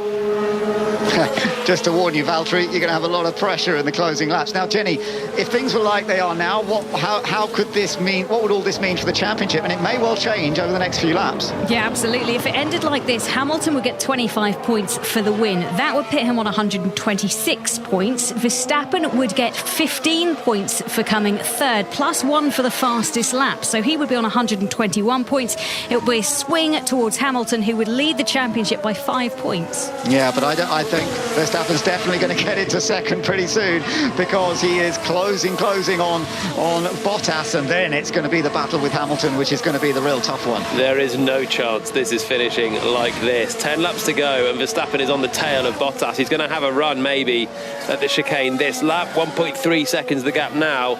If he could just find a few tenths in the first half of the lap, he'll have the DRS on the first of the Mercedes to try and sweep through. I think if you're Mercedes, you've really got to be thinking about just damage limitation and making sure you if they pit right now, they'll come out behind Perez, but Perez is only 1 stopping, and if they pit onto a new tyre to go and attack Perez, they should at least come back through past him, I think. He's got good pace at the moment, but there's no chance Bottas can hold off Verstappen. No, I don't think it's going to happen for long. Verstappen's getting closer and closer now. Not close enough to challenge into the main overtaking area, but I think Verstappen will be happy to try pretty much anywhere. And meanwhile, by the way, Lance Stroll's just got past Tsunoda. He's now in 11th place. Vettel and Stroll are both lapping quite a lot quicker than the likes of Carlos Sainz and Fernando Alonso at the lower end of the top 10. So I think the Aston Martins could still score some points. Of course, the good thing for Mercedes right now is that Bottas, whilst he is ahead of Verstappen, they don't want to pit him just yet. What time do I need to do? It'll just be about having the tyres to race him.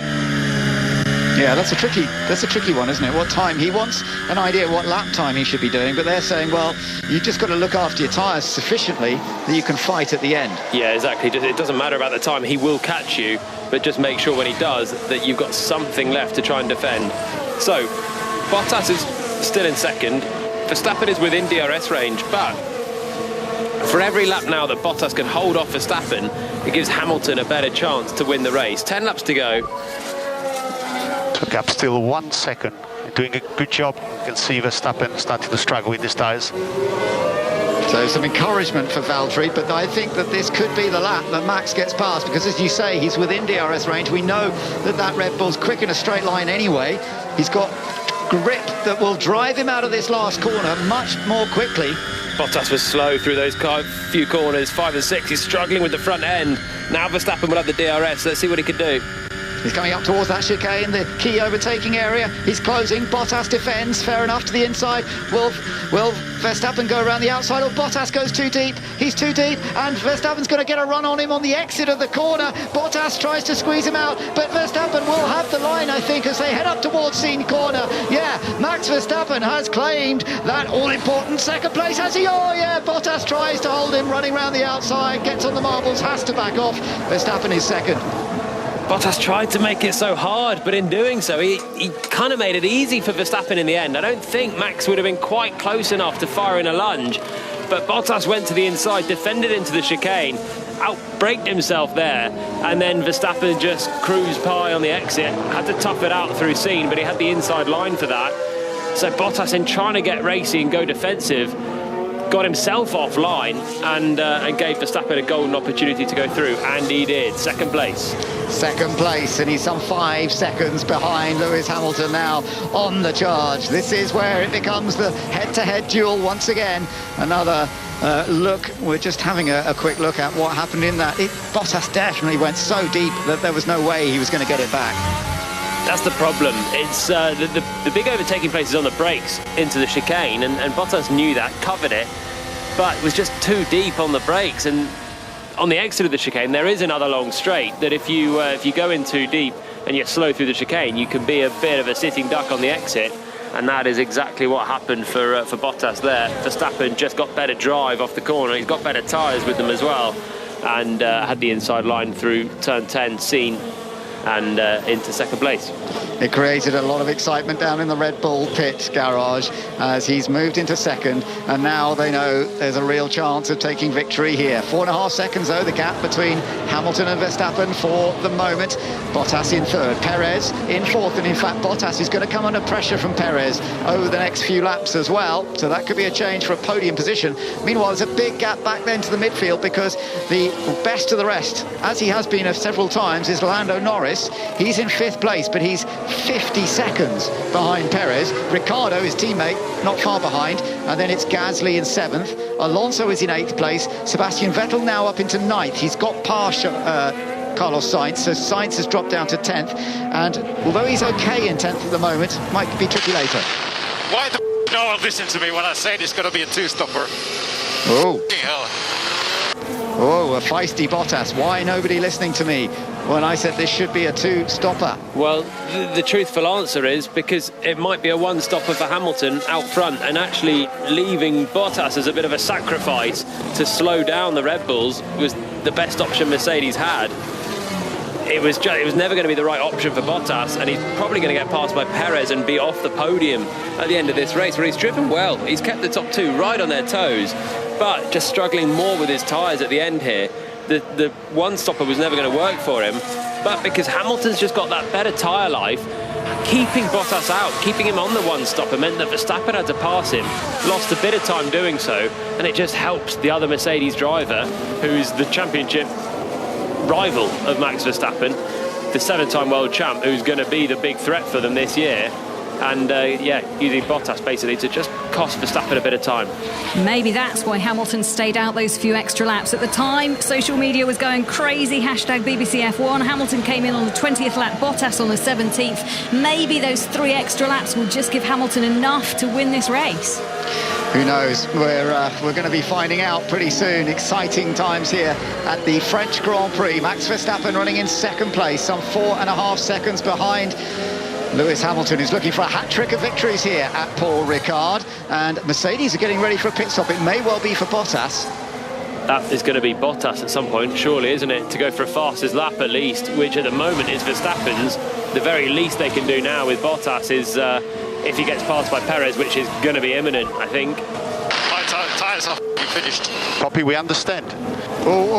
There was a bit of a lock-up there into turn 1. He kept it together. They understand. I think they're getting ready for a potential pit stop, but he's still out there at the moment. Hamilton's doing well. Hamilton's doing really well. I don't know how he's keeping the tyres alive as well as he is right now, but the gap is 5 seconds at the front of the race, and Verstappen's no longer taking any time off him. So often we see Lewis just be brilliant on the tyres, get the extra little bit of life out of them when you don't think it's possible. Bahrain was a great example. But we have also seen him, Silverstone Grand Prix last year, winning the race on a punctured tyre. So he knows how to go to the very limit. Yeah, and he's got to take it there. He's got to take it there. We're into a really thrilling finale. What has Verstappen got left in his tyres to go and attack for the race win now? Well, Verstappen didn't gain on that last lap, surprisingly, as you say. So Hamilton's pace is showing up well. I think he had traffic, Verstappen. I think he had Charles Leclerc and Antonio Giovinazzi. He's just put a lap on. So maybe that explains why there was no gain in lap time. It's a lap of reprieve for Lewis Hamilton out front, and now the gap is slowly coming down again. Meanwhile, Perez is basically within DRS range, although he's not within the right part of the lap in which to use that DRS yet. He's in very close behind Valtteri Bottas for the moment, though. Further down the order, still seeing Lance Stroll trying to get into the top 10. He's now 2 seconds behind Carlos Sainz and catching quite quickly. Charles Leclerc, he's having a tough time, I'm afraid. He's all the way down in 16th place with Raikkonen behind him, Giovinazzi just ahead. We've had no retirements in this race. All 20 cars are still running. Mick Schumacher and Nikita Mazepin and the 2 Haas cars are the last 2 runners. George Russell, who had a struggle in the early part of the race, well, he's actually running quite well. He's in 13th position now in the Williams. And Yuki Tsunoda, who started from the pit lane, he's running in a pretty solid 12th place currently. 70 just hit the curb. Yeah, copy. Okay, we'll look at it. The gap has come down on this lap, Jolyon, so you're right. I think the traffic on that last lap made a difference to Max, but he's definitely quicker on this one. 3.3 seconds, but now it's Hamilton that's had traffic lapping George Russell, saying he's just hit the curbs as well. Was that at turn 2 where we've seen bits of carbon fibre come off the cars? There's raised curbs there, and they've been dangerous through the weekend so far. I don't think it is. We're riding on board with Hamilton in the final sector. He ran wide and off the track. Exit of turn 13. I don't think that's too bad for Hamilton there. There's no big raised sausage curbs, so we'll get away with it. 6 laps to go, and Perez is really putting the pressure on Valtteri Bottas now as we're into the closing stages of the French Grand Prix. An exciting day of sport, there's no doubt about it. We've got the Wales-Italy match coming up later on 5 Live Sport, but we don't know who's going to win this race yet. Lewis Hamilton leads by 3.4 seconds from Max Verstappen, and who's going to finish 3rd as well. Gap is 3.6. Okay, just leave me to it. Yeah, it's time to stop telling me, says Lewis. I'm going to just focus on what I can do. 5 laps to go now as they come over the line. And Perez is the one that we are watching. The winner from Baku, who's looking to try and get another podium here today if he can get past Bottas. Verstappen within 3 seconds. You know we're getting to the good stuff when the drivers just start saying, leave me to it. We're near the end. I need full concentration for this. And this is the 2 title rivals for the race win. A big swing in the championship. This is 14 points either way now. If Verstappen can get ahead of Hamilton, or Hamilton can somehow hold him off here, it would be a masterful drive once again. Perez has got a chance to pass Bottas here.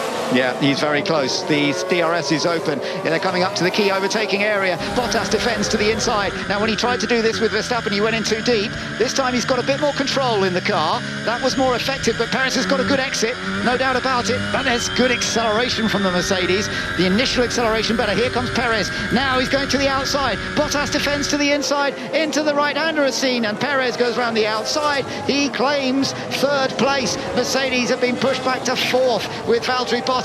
So can Hamilton not repeat that. Can he hold on to the lead with Verstappen catching him? Perez did run wide off the track on the exit. Bottas has a think about coming back through, but his tyres are toast at this stage, and now surely he'll come in for a pit stop and attempt a fastest lap, or at least in a few laps time anyway. Good move from Perez, very good move, swept around the outside, but he did run off the road. So I wonder if the stewards will look at that. Obviously, with Bahrain in the back of our minds, where Verstappen had to give up the lead of the race by doing the same thing, will they deem that he was ahead before the corner or not? Our replay there just cut away before the exit, where I think he did run over the white lines. Okay, well, that's maybe something they'll look at, but it did look as though he had the advantage. The gap between our 2 leaders, the 2 championship rivals, if they finish where they are now, it'll be Hamilton who retakes the lead in the championship by just 2 points. But if Verstappen gets past him, he will build up his lead and have a much more comfortable advantage going into the 2 races in Austria. OK, Max, that's your man ahead. 4 laps remaining. Your man ahead. This is a repeat of Bahrain, but which one's going to come out on top, Jenny? I do not know how Lewis Hamilton is doing this. We always say, how is Hamilton so good? He just has such amazing control over these tyres, but can he do this? You heard what they said, 3 laps to go. Verstappen is hunting him down. To be the hunted or the hunter, what do you prefer? Well, Hamilton is definitely the hunted right now. He is. It's going to be a tough one to fend off Max Verstappen. There's no doubt about it. He's got a great chance, because passing is not that easy around this circuit. There's the big chance into the chicane. Apart from that, there's no real opportunity for Verstappen, so it's just going to be Hamilton full focus and maybe full defence into the chicane if he has to. That's the only real opportunity, and that's one per lap. At the moment, Verstappen's not there, and he's not quite quick enough to get within DRS range on this lap either. 1.6 seconds the gap, 3 laps to go. Maybe he's just got 2 attempts into the chicane. We shall see. The gap is coming down, but he's not going to have DRS this time around. Hamilton has the advantage for now as Verstappen continues to close down. This has been a battle between these two throughout. Remember, at the start of the Grand Prix, it was Max from pole position who got the better start, but then made a mistake at the very first corner, had to go behind the curve. Okay, last lap for Lewis, 37.9. Gap is at 1.6. I'll leave you to it. 3 laps to go. Yeah, I thought that he was going to go quiet as well now. He's got within 1.1 seconds. So after that mistake that Verstappen made early on, Hamilton had the lead, looked to be in a good position, but then Red Bull went for the earlier pit stop, what's called the undercut. It worked brilliantly for Red Bull, and they got Verstappen out in front of the Mercedes of Hamilton. And then it looked like it was going to be Verstappen's race because Hamilton couldn't find a way past. But then it all changed around again with a difference in strategy, with Red Bull going for a new set of tyres, and he has charged back up through the field as a result of that strategy, and Hamilton is now desperately trying to hold on tyres with barely any grip. It's Bahrain all over again. A couple of chances for Verstappen. He's so much quicker. He's within a second now, 6/10 through the final sector.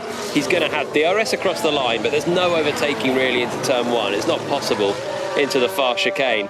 It's all about then, how close can Verstappen stick through the first half of this lap? He's so close, Ben. Yeah, but you could see the back end of the Mercedes of Hamilton moving out as he got on the power of that last corner, whereas the Red Bull just came out so smoothly. Much better traction out of the corner, and again into turn 1. You could see the Mercedes is slithering, sliding.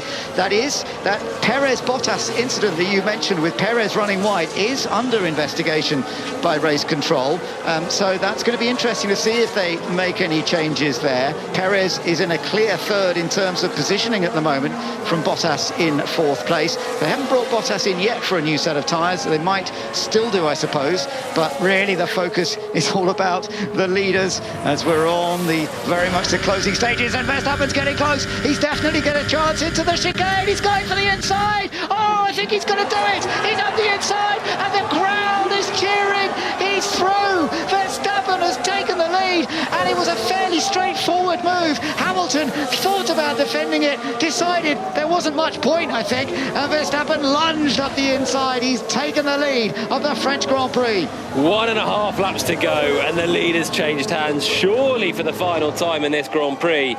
And it actually wasn't the hardest move in the end for Verstappen. He's got so much more grip than Hamilton, who's driven so well to at least take it all this way to the penultimate lap. But I think he decided, Lewis, that if he defended the inside, he was going to be scuppered on the exit. So just see if he could hold the line and somehow scavenge it back through the rest of the corner. Verstappen had the full inside line and didn't make a mistake under braking with the extra grip. He's into the lead. Simply lovely. Come on, mate. And a very professional approach from Hamilton. I think you're right, and I think in some ways that will help this battle just continue. The reaction in the Red Bull pit was fantastic, and Verstappen has taken the lead. So a reverse of what happened in Spain, where Mercedes used brilliant strategy to come back and pass Max Verstappen. Red Bull have counter-attacked here at France at Paul Ricard. They've pulled the strategy, and it has worked. So hard to call, isn't it, the strategies when it's so tight like it is this year. Red Bull have pulled a blinder today. Mercedes, I think, have dropped the ball in that first pit stop phase. They had control of the race, but allowed themselves to be undercut. I have to say, I think they've dropped the ball as well in not pitting Bottas, because Verstappen's going to take fastest lap. If they had pitted Bottas, then surely with a low fuel and new tyres at the end of the race, he would have taken fastest lap and take another point off Red Bull and Verstappen. But as it is, Max is going to take the full sweep here. Yeah, which does seem a little strange, I agree. Behind them, we've got Lando Norris running in 5th place and Daniel Ricciardo in 6th. It's going to be a really positive point-scoring weekend for the McLaren team. Gasly's going to be back in the points once again. He's having a very consistent season. Pierre Gasly is in 7th. Alonso is in 8th place. Vettel is in 9th position and Stroll in 10th. So both cars started outside the points, but currently both Aston Martins are now in the points. But Max Verstappen has done a fantastic job here. He takes the checkered flag. Verstappen wins the French Grand Prix. He beats Lewis Hamilton in a battle that lasted the entire race distance. Superb strategy by the team as well. And Verstappen now matches Lewis for 3 victories this year. The first time that he's won here in France. It's the first time that Red Bull have had a victory in the French Grand Prix. It's also a hat-trick of wins for Red Bull. If you include Perez's win in Baku last time out, they've never done that in the hybrid era before. And what a fantastic result. But brilliant by Hamilton. He held on for as long as he could. He finishes second, but he's now dropped to 11 points behind in the championship. Perez in third, getting a double podium, but there is still an investigation on the overtaking between him and Bottas. Norris 5th, Ricciardo 6th, Gasly 7th, then Alonso, Vettel and Stroll completing the top 10. Perez finished more than 5 seconds clear of Bottas, so even if there is a penalty, I expect him to keep that position. Red Bull are a force, aren't they? They're a real force this season. It's tit for tat between them and Mercedes. What a thrilling Grand Prix. The whole way you just didn't know which way it was going to go. Ebbed and flowed between Hamilton and Verstappen for the duration. 3 in a row though for Red Bull. This is a Mercedes circuit. This is a Mercedes circuit that they've done so well at in the past. Hamilton is the only winner in the 2 previous races we've had in this era of Formula One, but not today. And the gap actually up to 12 points. Oh, mate, it is sweet being the hunter. You won that race. Excellent job. What a strategy, guys. Amazing. Well done, mate. Payback. Well done. Great job. Great job. I hope you guys can hear me, but what a race, man. Thank you so much. So good. I think that is the most exciting French Grand Prix I've ever commentated on. That was stunning. And a great fastest lap, so that is the extra point. That's why he's now 12 points ahead of Hamilton, not 11 points, because of getting that fastest lap. Perez there, getting a double podium for the Red Bull team. That's only his 2nd podium of the year. Of course, he won last time out in Baku, and he has backed up Verstappen. This is exactly what Red Bull wanted from their second driver. To be there when things were available for him, and today Mercedes were stuck between a rock and a hard place to go 1 stop, 2 stop. In the end, not pitting Bottas a second time has cost him. It didn't help Hamilton because Verstappen still won the race, and it allowed Perez onto the podium, and no fastest lap point. Okay, Les, well done, mate. And that's P2. So we'll have a look at what happened at that stop, but yeah, real great job just trying to get that tyre to the end. Nearly had it. I did tell you this morning I'll replace. Lewis, this one's on us. Thank you for doing everything you could to recover that race. You drove incredibly well. So good, man. We did our best. Still got good points. That's very true. Still got good points. Painful though, Jenny, painful, because the battle in that championship, and it's not just the Drivers' Championship, the Constructors' Championship as well, isn't it? Yeah, that was the voice of James Vowles, who's in charge of strategy, just saying that one's on us, Lewis. I suppose last time out it was on Lewis when he pressed the magic button and locked up his brakes in Baku. No chance of that happening this time out because they put a little cover on it, but it is Max Verstappen who climbs above his car and celebrates the win, and Red Bull now 37 points in front of Mercedes in the championship. This is a sweet moment for both Verstappen, Perez and the whole of the team from Milton Keynes. It's the first time these two guys will be on the podium together. That's the lovely thing. I mean, Max was very supportive of Sergio when last time out in Baku, Max missed out on the race victory with the puncture and Perez won the race. He was down below congratulating him and supporting him, but a double podium, fantastic for them, especially when it's a win, is part of that double podium as well. So a delightful moment for the whole Red Bull team, for Sergio Perez. Of course, the investigation is underway, but as Jolyon pointed out, could be a 5-second penalty, and if it is, it won't make any difference. No further action. It's already been called, okay. So Perez definitely keeps that podium. Great race from him. He only finished 6 seconds away from the win in the end as well with his 1 stop. So the tyre life that he had going longer in the first stint was good and effective for him and the Red Bull team again. And Max Verstappen now being congratulated by his team members. after one of his most significant victories. There's no doubt about it. That was a brilliant victory because it was a team effort, and that just reminds us in Formula One, Ginny, how important it is. It's not just about the driver, it's about the whole team effort. Yeah, every single person in that team has to play their part. It's what Mercedes have done so brilliantly for the last 7 years, and now Red Bull seem to be doing it as the celebrations, the congratulations continue. Helmut Marko there, the man in charge of who is to put into that seat, or one of them, picked Perez. And you can hear delighted. And Christian Horner at the start of this race said, if we can beat them here, we can beat them anywhere. The gauntlet has been thrown down. The challenge is real. We have 2 more races back-to-back, Austria and then Austria again, the home of Red Bull, their heartland. This is a fantastic championship. And Ben, we put it all down to you for coming for the boring races and making them thrilling. I've been very lucky this year, standing in for Jack at a couple of events, and we chatted about it, and he said, oh, sorry, that they're races that are going to, they're usually a bit dull, and actually, thank you, Jack, it's worked out very well. Where shall we bring you back to next? That's the question. Who knows, but it's been great fun, and this race, I never predicted a race that could be quite as exciting as this, going down to the last couple of laps before we knew who the winner was going to be, and it's Max Verstappen, who has thoroughly deserved that victory, and they are now on 3 wins apiece, but he has the championship advantage. And when you think back, Jolyon, to what happened to him in Baku with that tyre failure, that was such a painful moment for him. Now he's come back with a real height. To fight your way back in a race like that and take victory gives you such a buzz. Absolutely. This could have been a hat-trick of Verstappen wins right now. It's Red Bull, because Perez won the Baku race after Verstappen hit the wall from the lead when his tyre failed. But the momentum that Red Bull are taking is just massive right now. Mercedes struggled a bit in Monaco. They weren't quite there in Baku either. Here they were strong. They were a real threat, and it was a great race between Mercedes and Red Bull, Verstappen and Hamilton. But it's Red Bull once again that come out on top, and the momentum shifted. Early on, it looked like Mercedes were just starting to get the ball rolling towards another potentially championship-winning campaign when Hamilton swept around Verstappen in Barcelona to take consecutive victories. It's not going to be that easy for them. It isn't. And by the way, McLaren have done a good job, because they have now gone back ahead of Ferrari in the Constructors' Championship. They're back into 3rd place with a solid double-point score for Lando Norris and Daniel Ricciardo.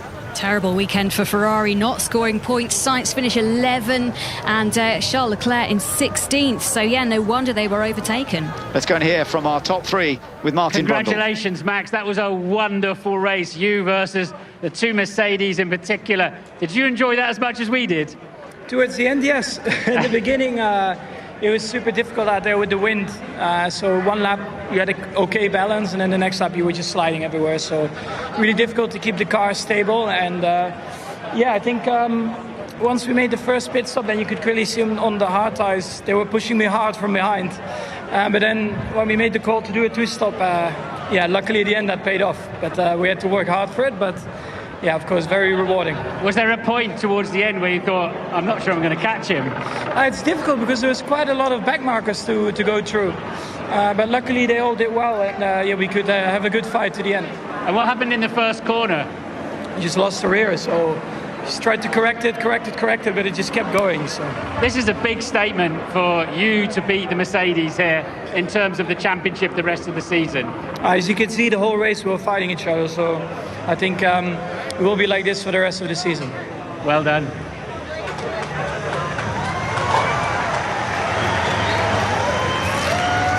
Second place, Lewis, you did your best. Somehow you were finding some speed and some pace out of those tyres towards the end, but it wasn't quite enough. No. Congrats to Max. He did a great job today. They just had the better power, strength all weekend, and I think just considering that we had such a difficult Friday, I'm really happy with today's result. I mean, of course we didn't win and we were in the lead, but I had no tyres left at the end, so unfortunately lost the position, but still it was a good race. It was a great race to watch. You two head to head.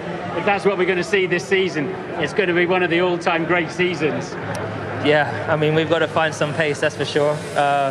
You've seen that most of the time we lost today was just on the straights, so we've got to definitely dig deep, try and figure out where that is, and whether it's power or drag.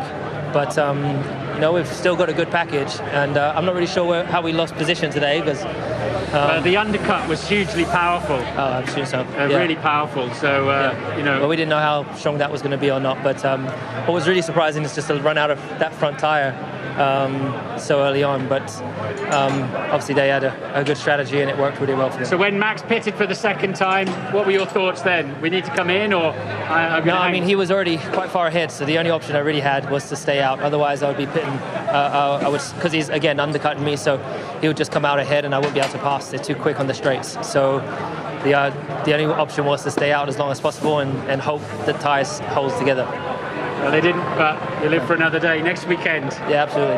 Well done.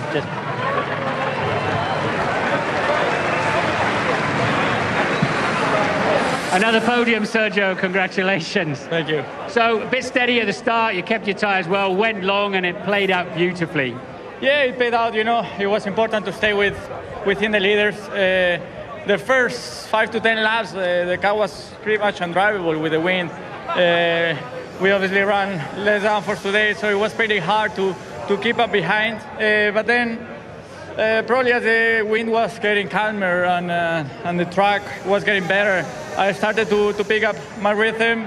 We managed to go quite long on the first stint, and I think that really paid off towards the end. I think the deck was quite a lot higher than expected today. So yeah, I think as a whole we did a great race, great strategy from the team, and I'm happy that we won the race today and good points for the team. You've answered all my questions. Well done again. Good job. So that was our top three: Max Verstappen, Lewis Hamilton, Sergio Perez. Definitely a Red Bull day. Mercedes will once again go back. It wasn't a disaster, Jolien, was it? But for them, they would have wanted to come here, a Mercedes stronghold, and get a 1-2 again, get pole position again, lock out the front row. And it wasn't to be. But it's not disastrous. I mean, they were still right there with Red Bull. Compared to Baku, compared to Monaco, where Red Bull were definitely the stronger. Verstappen was definitely the stronger yesterday to put it on pole, but he was just stalked the whole way through the race by two Mercedes that looked quicker, to be honest. In the end, Red Bull called the strategy very well. Mercedes had a slight error with the strategy, and it allowed Verstappen into the lead, and that's what won the race. But they're just so close, and I think that's where Mercedes, even though they've been beaten today, they're back into race-winning contention. Well, Max Verstappen leads the championship by 12 points from Lewis Hamilton. Red Bull 37 points now ahead of Mercedes.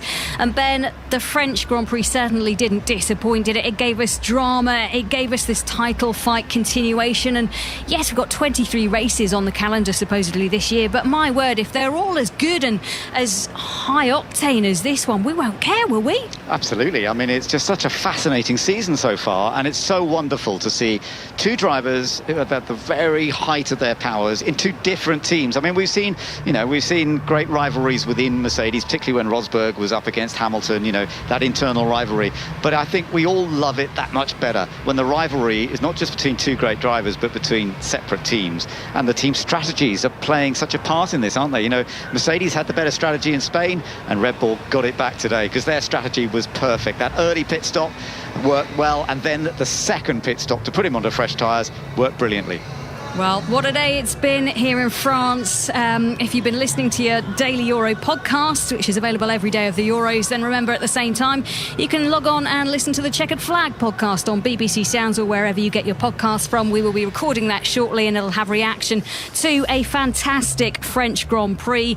Steve, at the beginning of today, we spoke to you and said hopefully Ben was going to be our good luck charm when it came to livening up the race, and my word, you did a good job.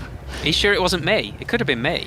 It was definitely you. Of course it was you. Come back, do it again another time. Next week we go again, it's Austria, and then again in Austria. Love it.